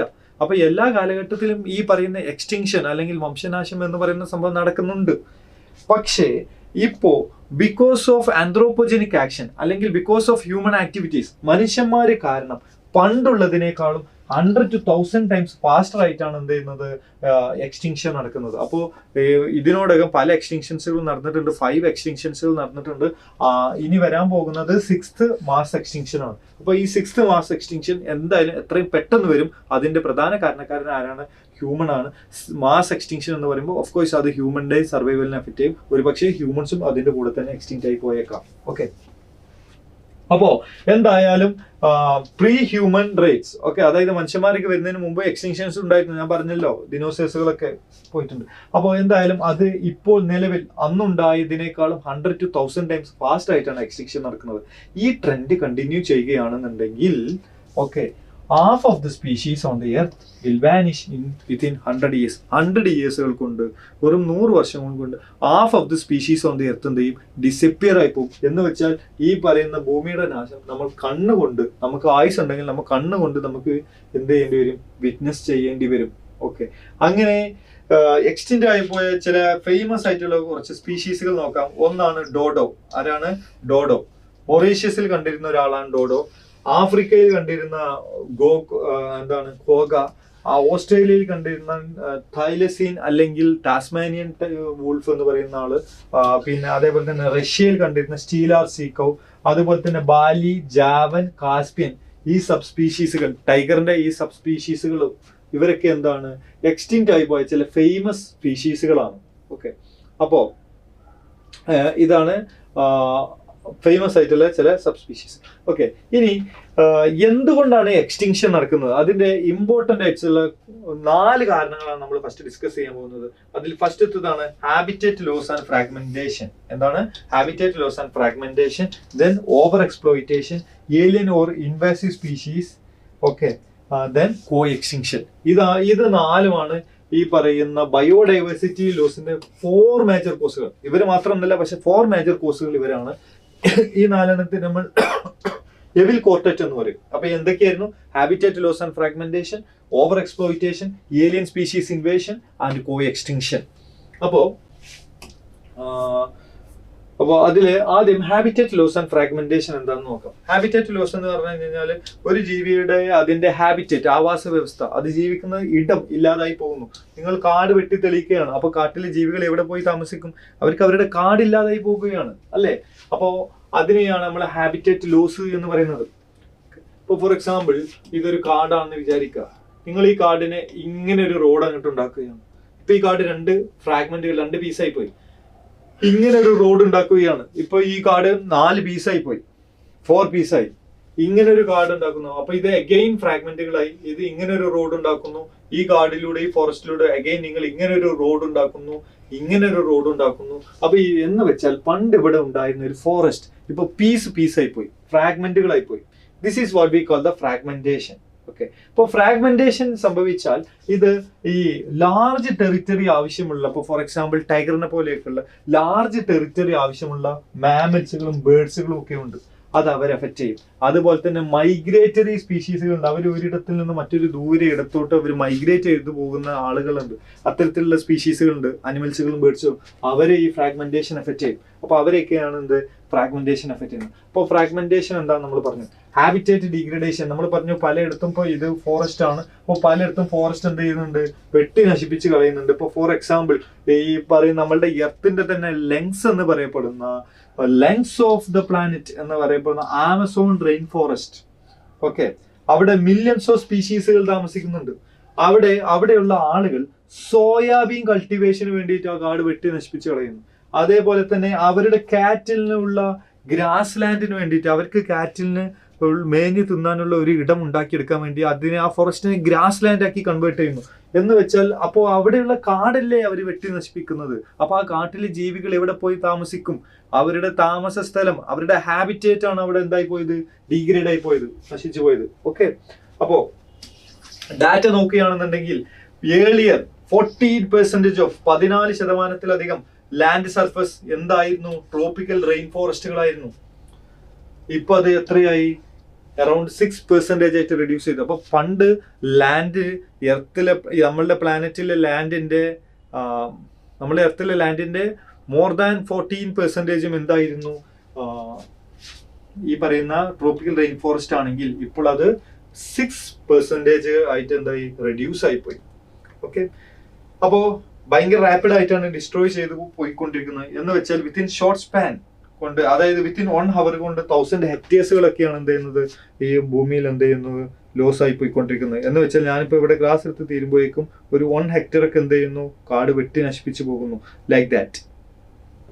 പറഞ്ഞത് മനസ്സിലായോ? ക്ലിയർ ആണോ? Habitat loss and fragmentation clear ആണോ? ഓക്കെ, അടുത്തതാണ് നമ്മൾ ഓവർ എക്സ്പ്ലോയിറ്റേഷൻ. ഓവർ എക്സ്പ്ലോയിറ്റേഷൻ എന്ന് പറഞ്ഞാൽ നമുക്ക് when a needs turns to greed. Okay, നമുക്ക് മീൻ തിന്നണം, മീൻ വേണം. ഓക്കെ, ഇപ്പോൾ ഫോർ എക്സാമ്പിൾ നമുക്ക് ഫിഷസുകൾ തിന്നണം, ഓക്കെ അതിന് കുഴപ്പമൊന്നുമില്ല. പക്ഷേ കൂടുതൽ ഫിഷസുകളെ കിട്ടാൻ വേണ്ടിയിട്ട്, ഇപ്പോൾ ഫോർ എക്സാമ്പിൾ നമുക്ക് കൂടുതൽ ഫിഷ് കിട്ടാൻ വേണ്ടിയിട്ട് ഈ പറയുന്ന ഫിഷർമാൻമാർ കൂടുതൽ ഫിഷ് പോയി പിടിക്കുന്നു. അത് എന്താ പറയുക, മീൻ കച്ചവടക്കാർക്ക് അത് കൂടുതൽ സെല്ല് ചെയ്യുന്നു, നമ്മളത് അനാവശ്യമായിട്ട് വാങ്ങുന്നു, കുറെ തിന്നുന്നു, കുറെ വേസ്റ്റ് ആക്കുന്നു. എന്ന് വെച്ചാൽ ഇവിടെ ആരെയാണ് നമ്മൾ വേസ്റ്റ് ആക്കുന്നത്? കുറെ സ്പീഷീസുകളെയാണ്. ഇവിടെ നമ്മളുടെ ആർത്തി കാരണം, ഗ്രീഡ് കാരണമാണ് എന്ത് ചെയ്യുന്നത്, ഈ ഫിഷസുകൾ നമ്മൾ എന്ത് ചെയ്യുന്നത്, ഓവറായിട്ട് അതിനെ നമ്മൾ എന്ത് ചെയ്യുന്നത്, ഓവർ ഹാർവെസ്റ്റ് ചെയ്യുന്നത്. പക്ഷെ അത് എന്തിനെ എഫക്ട് ചെയ്യും? അവിടെയുള്ള ഫിഷസിന് പോപ്പുലേഷൻ എഫക്ട് ചെയ്യും. അപ്പൊ അങ്ങനെ ഏതെങ്കിലും സ്പീഷീസുകൾ എക്സ്റ്റിൻറ്റ് ആയി പോയിട്ടുണ്ടോ? യെസ്.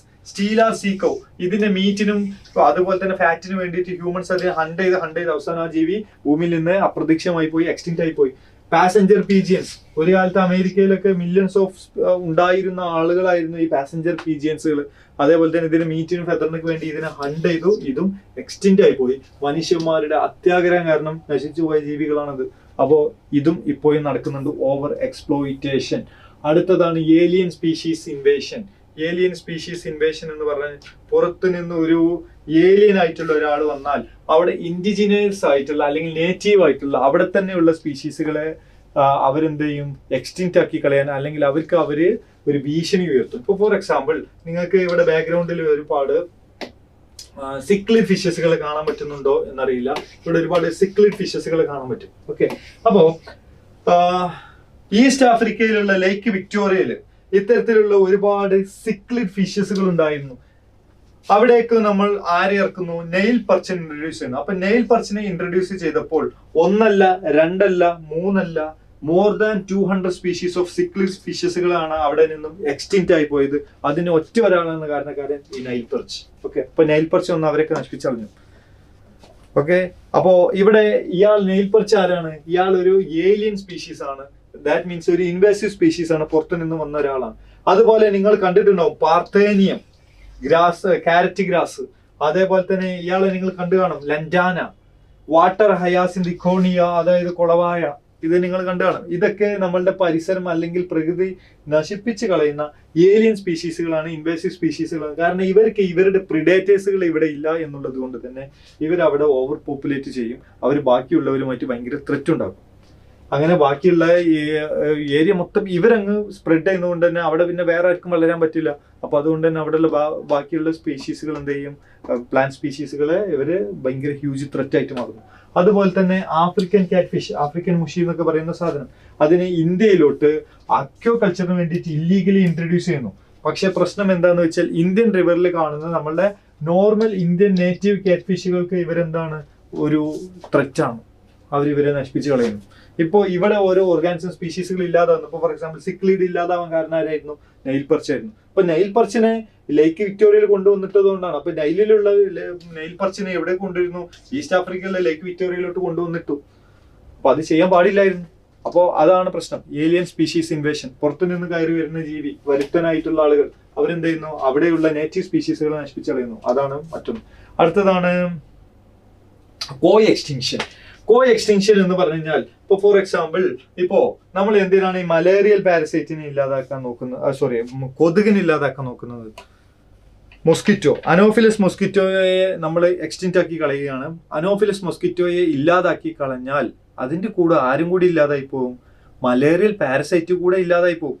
കാരണം മലേറിയൽ പാരസൈറ്റിന് സർവൈവ് ചെയ്യാൻ ഹ്യൂമൻസിനെയും മൊസ്കിറ്റോയെയും വേണം. എന്തായാലും ഹ്യൂമൻസിനെ എലിമിനേറ്റ് ചെയ്യുക എന്ന് പറയുന്ന പരിപാടി നടക്കത്തില്ലല്ലോ. അപ്പൊ പിന്നെ ആരെ എലിമിനേറ്റ് ചെയ്യുക? മൊസ്കിറ്റോയെ എലിമിനേറ്റ് ചെയ്യുക. അനോഫിലസ് മൊസ്കിറ്റോയെ എലിമിനേറ്റ് ചെയ്താൽ അതിന്റെ മലേറിയൽ പാരസൈറ്റ്, അതായത് പ്ലാസ്മോഡിയത്തിന്റെ ഹോസ്റ്റ് പോയി. ഹോസ്റ്റ് ഇല്ലെങ്കിൽ പിന്നെ പാരസൈറ്റിന് സർവൈവ് ചെയ്യാൻ പറ്റില്ല. അപ്പൊ ഒരു ഹോസ്റ്റ് എക്സ്റ്റിങ്ക്റ്റ് ആയാൽ ആരും എക്സ്റ്റിങ്ക്റ്റ് ആകുന്നു? പാരസൈറ്റും എക്സ്റ്റിങ്ക്റ്റ് ആകുന്നു. അപ്പൊ ഹോസ്റ്റ് എക്സ്റ്റിങ്ക്റ്റ് ആയാൽ പാരസൈറ്റും എന്തായി മാറുന്നു? എക്സ്റ്റിങ്ക്റ്റ് ആയി പോകുന്നു. അപ്പോൾ ഹോസ്റ്റ് എക്സ്റ്റിങ്ക്റ്റ് ആയാൽ പാരസൈറ്റും എക്സ്റ്റിങ്ക്റ്റ് ആകുന്നു. This is what we call the co extinction.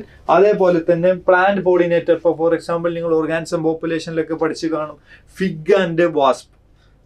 Okay, ഈ ഫിഗിന്റെ ഒരേ ഒരു പോളിനേറ്റർ ആണ് ഈ ഫിഗിന്റെ, അതായത് ഈ അത്തിപ്പഴത്തിന്റെ ഒരേ ഒരു പോളിനേറ്റർ ആണ് ആര്? ഈ വാസ്പ്, കടന്നൽ. ഓക്കെ, അപ്പൊ അത് പോയാൽ പിന്നെ ഈ ഫിഗിന് പോളിനേറ്റ് ചെയ്യാനുള്ള ആളില്ല. അപ്പൊ അതുകൊണ്ട് തന്നെ ഒരു പോളിനേറ്റർ പോയാൽ ആ പ്ലാന്റും അതിന് കൂടെ തന്നെ എന്ത് ചെയ്യുന്നു? ആ പ്ലാന്റിന്റെ സ്പെസിഫിക് ആയിട്ടുള്ള പോളിനേറ്റർ എക്സ്റ്റിൻറ്റ് ആയാൽ ആ പ്ലാന്റും എക്സ്റ്റിൻറ്റ് ആവും. അല്ലെങ്കിൽ ഈ പോളിനേറ്റർ എപ്പോഴും ഡിപ്പെൻഡ് ചെയ്യുന്ന പ്ലാന്റ് എക്സ്റ്റിൻറ്റ് ആയാൽ ആ പോളിനേറ്ററും പോകും. പറഞ്ഞാൽ മനസ്സിലായോ?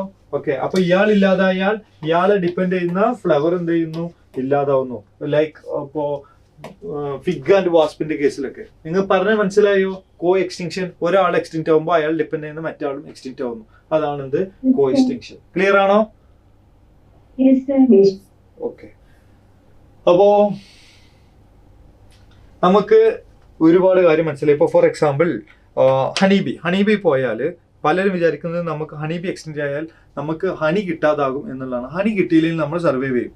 പക്ഷേ ഹണി ബി പാഡി ഫീൽഡിലെ മെയിൻ പോളിനേറ്റർ ആണ്. അത് നമ്മളുടെ പാഡി പ്രൊഡക്ഷനെ, നെല്ലുൽപാദനത്തിനെ അത് കാര്യമായിട്ട് ബാധിക്കും. ദാറ്റ് മീൻസ് നമ്മളുടെ ഫുഡ് പ്രൊഡക്ഷനെ ബാധിക്കും. ദാറ്റ് മീൻസ് അത് നമ്മളുടെ ഹ്യൂമൻസിന്റെ സർവൈവലിനെ തന്നെ എഫക്റ്റ് ചെയ്യും. അപ്പോൾ ഒരു ചില്ലറക്കാരനല്ല ആര്? ഹണി ബി എന്ന് നമുക്ക് മനസ്സിലായി. അപ്പോൾ അതിനെ പ്രൊട്ടക്റ്റ് ചെയ്യണ്ടേ? അപ്പോൾ ഓരോ ജീവികളെയും നമുക്ക് പലർക്കും പല രീതിയിൽ എന്താ പറയുക, പ്രകൃതിയിൽ അവര് അല്ലെങ്കിൽ നാച്ചുറൽ അവർക്ക് ഭയങ്കരമായിട്ടുള്ള ഇമ്പോർട്ടൻസുകൾ കാണുന്നുണ്ട്. അപ്പോൾ അതുകൊണ്ട് തന്നെ നമ്മൾ എന്ത് ചെയ്യേണ്ടതുണ്ട്? ബയോഡൈവേഴ്സിറ്റിനെ കൺസർവ് ചെയ്യേണ്ടത്. അപ്പോൾ ബയോഡൈവേഴ്സിറ്റിനെ എന്തിന് കൺസർവ് ചെയ്യണം എന്ന് ചോദിച്ചാൽ പലരും പല അഭിപ്രായമാണ് പറയുക.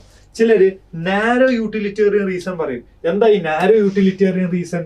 നാരോ യൂട്ടിലിറ്റേറിയൻ റീസൺ എന്ന് പറഞ്ഞാൽ ഹ്യൂമൻസിന് ഡയറക്റ്റ് ബെനിഫിറ്റ് കിട്ടുന്ന കാര്യങ്ങളാണ് ഈ നാരോ യൂട്ടിലിറ്റേറിയൻ റീസണിൽ പറയുന്ന റീസൺസുകൾ. ഇപ്പോൾ ഫോർ എക്സാമ്പിൾ നമുക്ക് ഫുഡ്, ഇപ്പോൾ ഫോർ എക്സാമ്പിൾ സിറിയൽസുകൾ, ഓക്കെ, ധാന്യങ്ങൾ, ഓക്കെ, അതേപോലെ തന്നെ പൾസുകൾ, പയറ്, ഓക്കെ, അത് പയറ്, അതേപോലെ തന്നെ ഫ്രൂട്ട്സ്, എഗ്ഗ്, മീറ്റ്, ഇതൊക്കെ നമുക്ക് പ്രകൃതിയിൽ നിന്ന് കിട്ടുന്ന ഫുഡുകളാണ്. ഇപ്പോൾ for example different type of ഫ്രൂട്ട്സുകൾ നമ്മൾ തിന്നുന്നുണ്ട്. ഡിഫറെന്റ് ടൈപ്പ് ഓഫ് ഫ്രൂട്ട്സുകൾ തിന്നുന്നു എന്ന് പറഞ്ഞാൽ ഡിഫറെന്റ് ടൈപ്പ് ഓഫ് ഫ്രൂട്ട്സ് ഉണ്ടാക്കുന്ന പ്ലാന്റ്സുകൾ ഉണ്ട്. അതുകൊണ്ടാണ് നമുക്ക് ഡിഫറെന്റ് ടൈപ്പ് ഓഫ് എന്ത് തിന്നാൻ പറ്റുന്നത്? ഫ്രൂട്ട്സ് തിന്നാൻ പറ്റുന്നത്.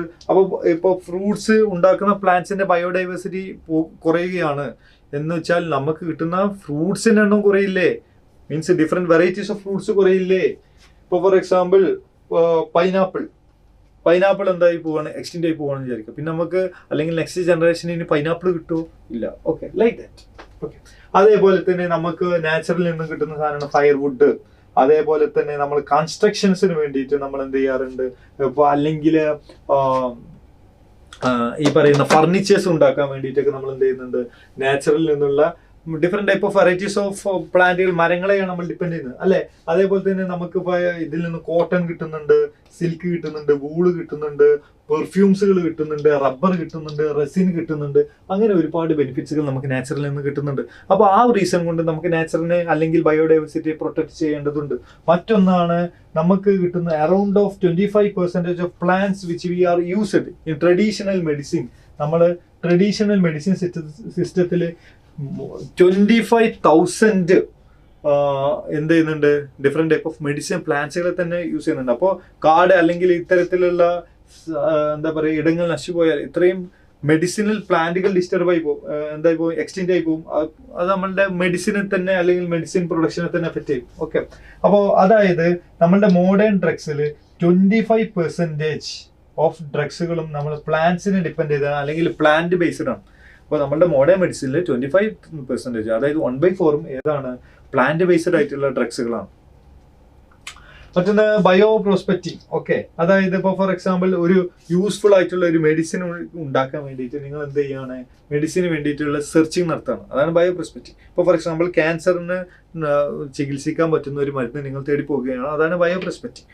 അപ്പോൾ അതിനെയാണ് നമ്മൾ ബയോ പ്രോസ്പെക്റ്റിംഗ് എന്ന് വിളിക്കുന്നത്. ഓക്കെ, അങ്ങനെ നിങ്ങൾ ക്യാൻസറിനെ ട്രീറ്റ് ചെയ്യുന്ന ഒരു മെഡിസിനൽ പ്ലാന്റ് കണ്ടെത്തി എന്ന് വിചാരിക്കുക.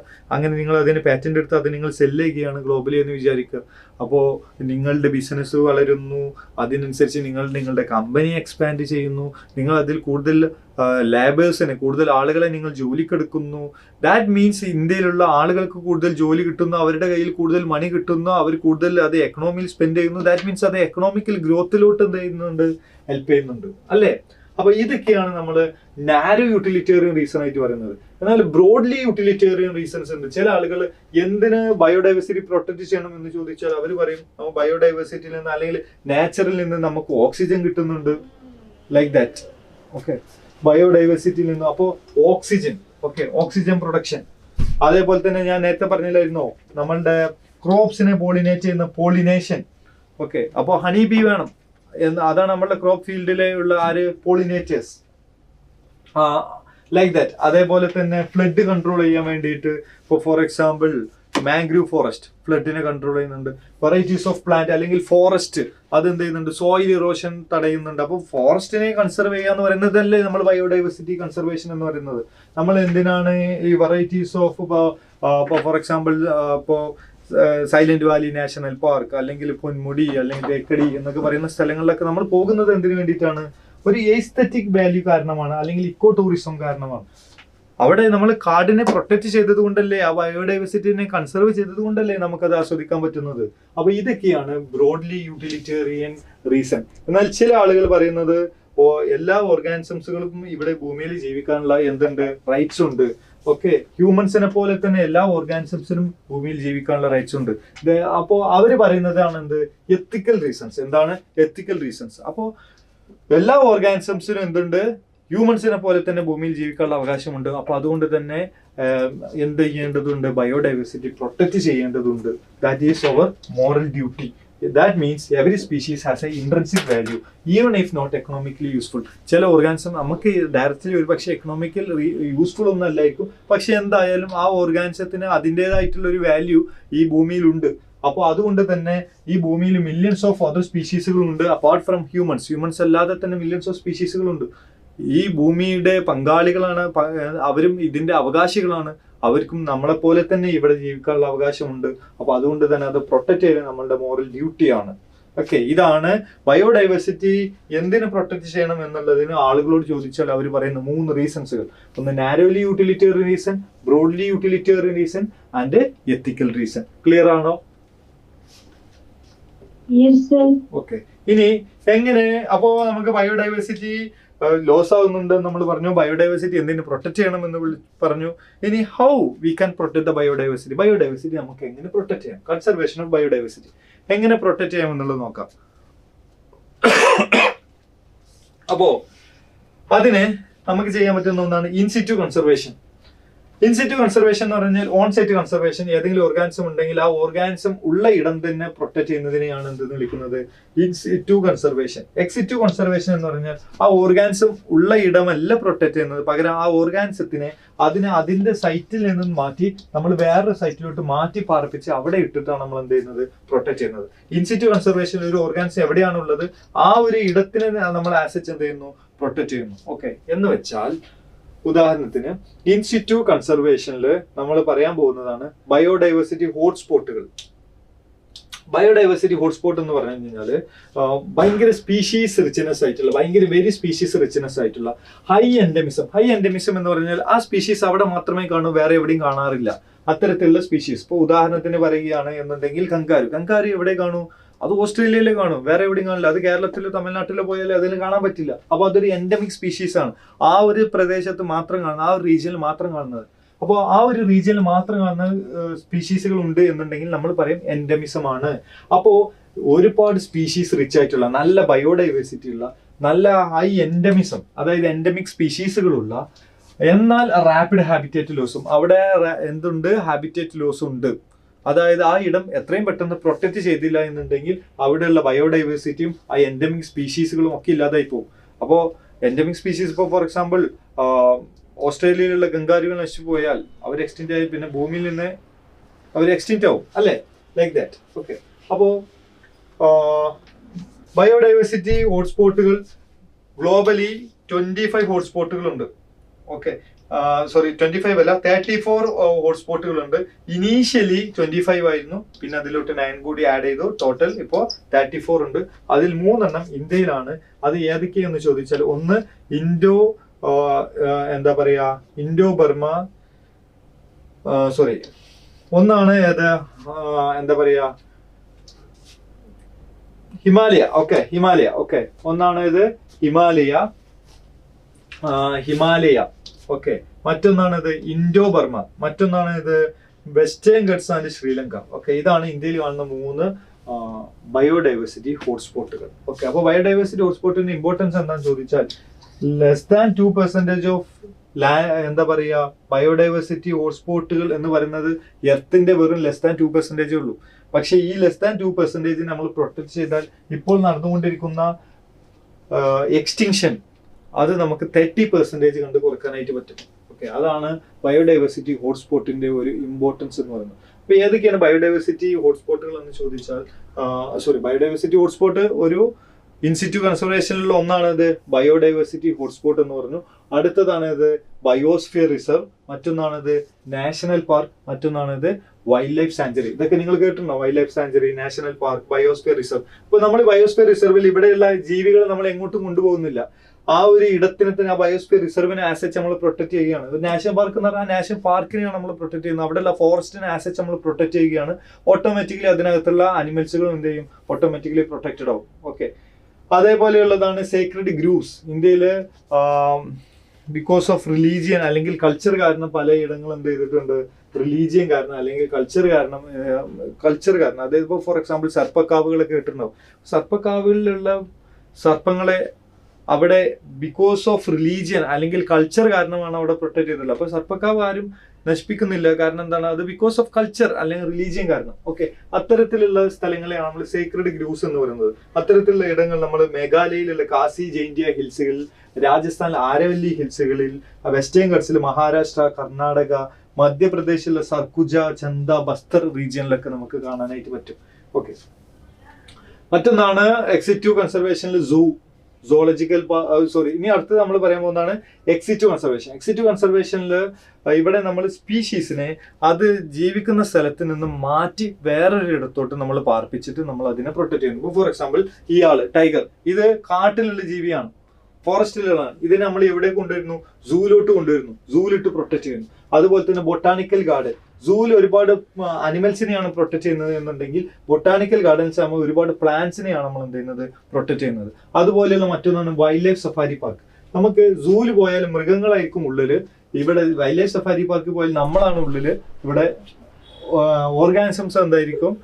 പുറത്തായിരിക്കും. ഓക്കെ, ഇനി മോഡേൺ എക്സിറ്റീവ് മെത്തേഡ്സിലുള്ളതാണത് cryopreservation, IVF, tissue culture, seed bank. Okay, cryopreservation നമ്മൾ ഗാമേറ്റുകൾ ലോങ് ടൈം സ്റ്റോറേജിന് വേണ്ടിയിട്ട് യൂസ് ചെയ്യുന്നു. ഇൻവിട്രോ ഫെർട്ടിലൈസേഷൻ നമുക്ക് ബോഡിക്ക് പുറത്ത് വെച്ചിട്ട് ഇപ്പോൾ ഫോർ എക്സാമ്പിൾ ഏതെങ്കിലും എക്സ്റ്റിൻറ്റ് ആവാൻ പോകുന്ന സ്പീഷീസുകളുണ്ട്. അപ്പോൾ അവർ നോർമലി ഡെലിവറിയിലോട്ടും ബർത്തിലോട്ടൊക്കെ കൊണ്ടുപോകുന്നതിന് പകരം നമ്മൾ എന്ത് ചെയ്യുന്നു? IVF ചെയ്യുന്നു.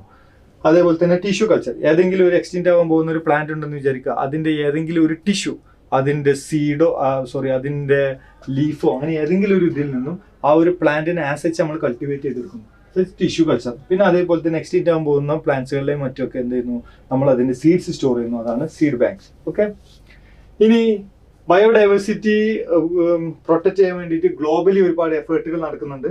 അതിൽ ഇമ്പോർട്ടൻ്റ് ആയിട്ടുള്ള ഒന്നാണ് 1992 റിയോ ഡി ജനീറ, ബ്രസീലിലെ റിയോ ഡി ജനീറയിൽ നടന്നിട്ടുള്ള convention on biological diversity, CBD, അതിനെയാണ് നമ്മൾ എർത്ത് സമ്മിറ്റ് എന്ന് പറയുന്നത്.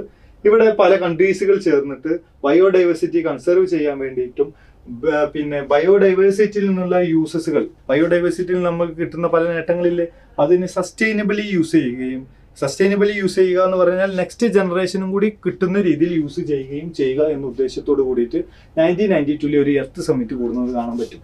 അതുപോലെ തന്നെ പിന്നീട് അതിൻ്റെ ഒരു എന്താ പറയുക ഫോളോ അപ്പ് എന്നുള്ള രീതിയിൽ ഒരു ആഫ്റ്റർ 10 ഇയേഴ്സിന് ശേഷം സൗത്ത് ആഫ്രിക്കയിലെ ജോഹന്നാസ്ബർഗിൽ വെച്ചിട്ട് വീണ്ടും ഒരു വേൾഡിലെ രാജ്യങ്ങളെല്ലാവരും കൂടി കൂടുന്നുണ്ട്. അതാണ് world summit on sustainable development. ഇതിൽ 190 കൺട്രീസുകൾ എന്ത് ചെയ്യുന്നു? പാർട്ടിസിപ്പേറ്റ് ചെയ്ത് അവർ ഒരു പ്രതിജ്ഞ എടുക്കുന്നുണ്ട്, പ്ലെഡ്ജ് ചെയ്യുന്നുണ്ട്. നമ്മൾ ബയോഡൈവേഴ്സിറ്റി ലോസ് കൺട്രോൾ ചെയ്യും. ഗ്ലോബൽ, റീജിയൻ ആൻഡ് ലോക്കൽ ലെവലിൽ, എല്ലാ ലെവലിലും ഗ്ലോബലി ആയിട്ടും റീജിയണലി ആയിട്ടും ലോക്കലായിട്ടും നമ്മൾ ബയോഡൈവേഴ്സിറ്റിയുടെ കറന്റ് റേറ്റിന് നമ്മൾ എന്ത് ചെയ്യും? റെഡ്യൂസ് ചെയ്യും എന്നുള്ള രീതിയിൽ അവർ 2010 ടാർഗറ്റ് ഒക്കെ വെച്ചിട്ട് എന്ത് ചെയ്യുന്നുണ്ട്? അവരൊരു പ്ലെഡ്ജ് ഒക്കെ എടുക്കുന്നുണ്ട്. ഓക്കെ, അപ്പോൾ ഇതാണ് അതിൻ്റെ ഗ്ലോബൽ എഫേർട്ടുകൾ. World summit on sustainable development എവിടെയാണ് വെച്ച് നടന്നതെന്ന് ചോദിച്ചാൽ Johannesburg, south Africa. Okay, convention on biological diversity, അതായത് എർത്ത് സമ്മിറ്റ്, അത് നടന്നത് എവിടെയെന്ന് ചോദിച്ചാൽ Rio de Janeiro, Brazil. Okay, this is all about this chapter. ഞാൻ കുറച്ച് ഫാസ്റ്റ് ആയിട്ടാണ് പോയത്, because we need to complete this chapter in this section അല്ലേ. അപ്പോൾ അതുകൊണ്ട്, അപ്പോൾ ക്ലിയർ ആണോ പറഞ്ഞത്? ഇത്രയും? Yes, sir. Any confusion? No, sir. Okay, so we can wind up this section. Thank you and good night and study well. Thank you. Okay.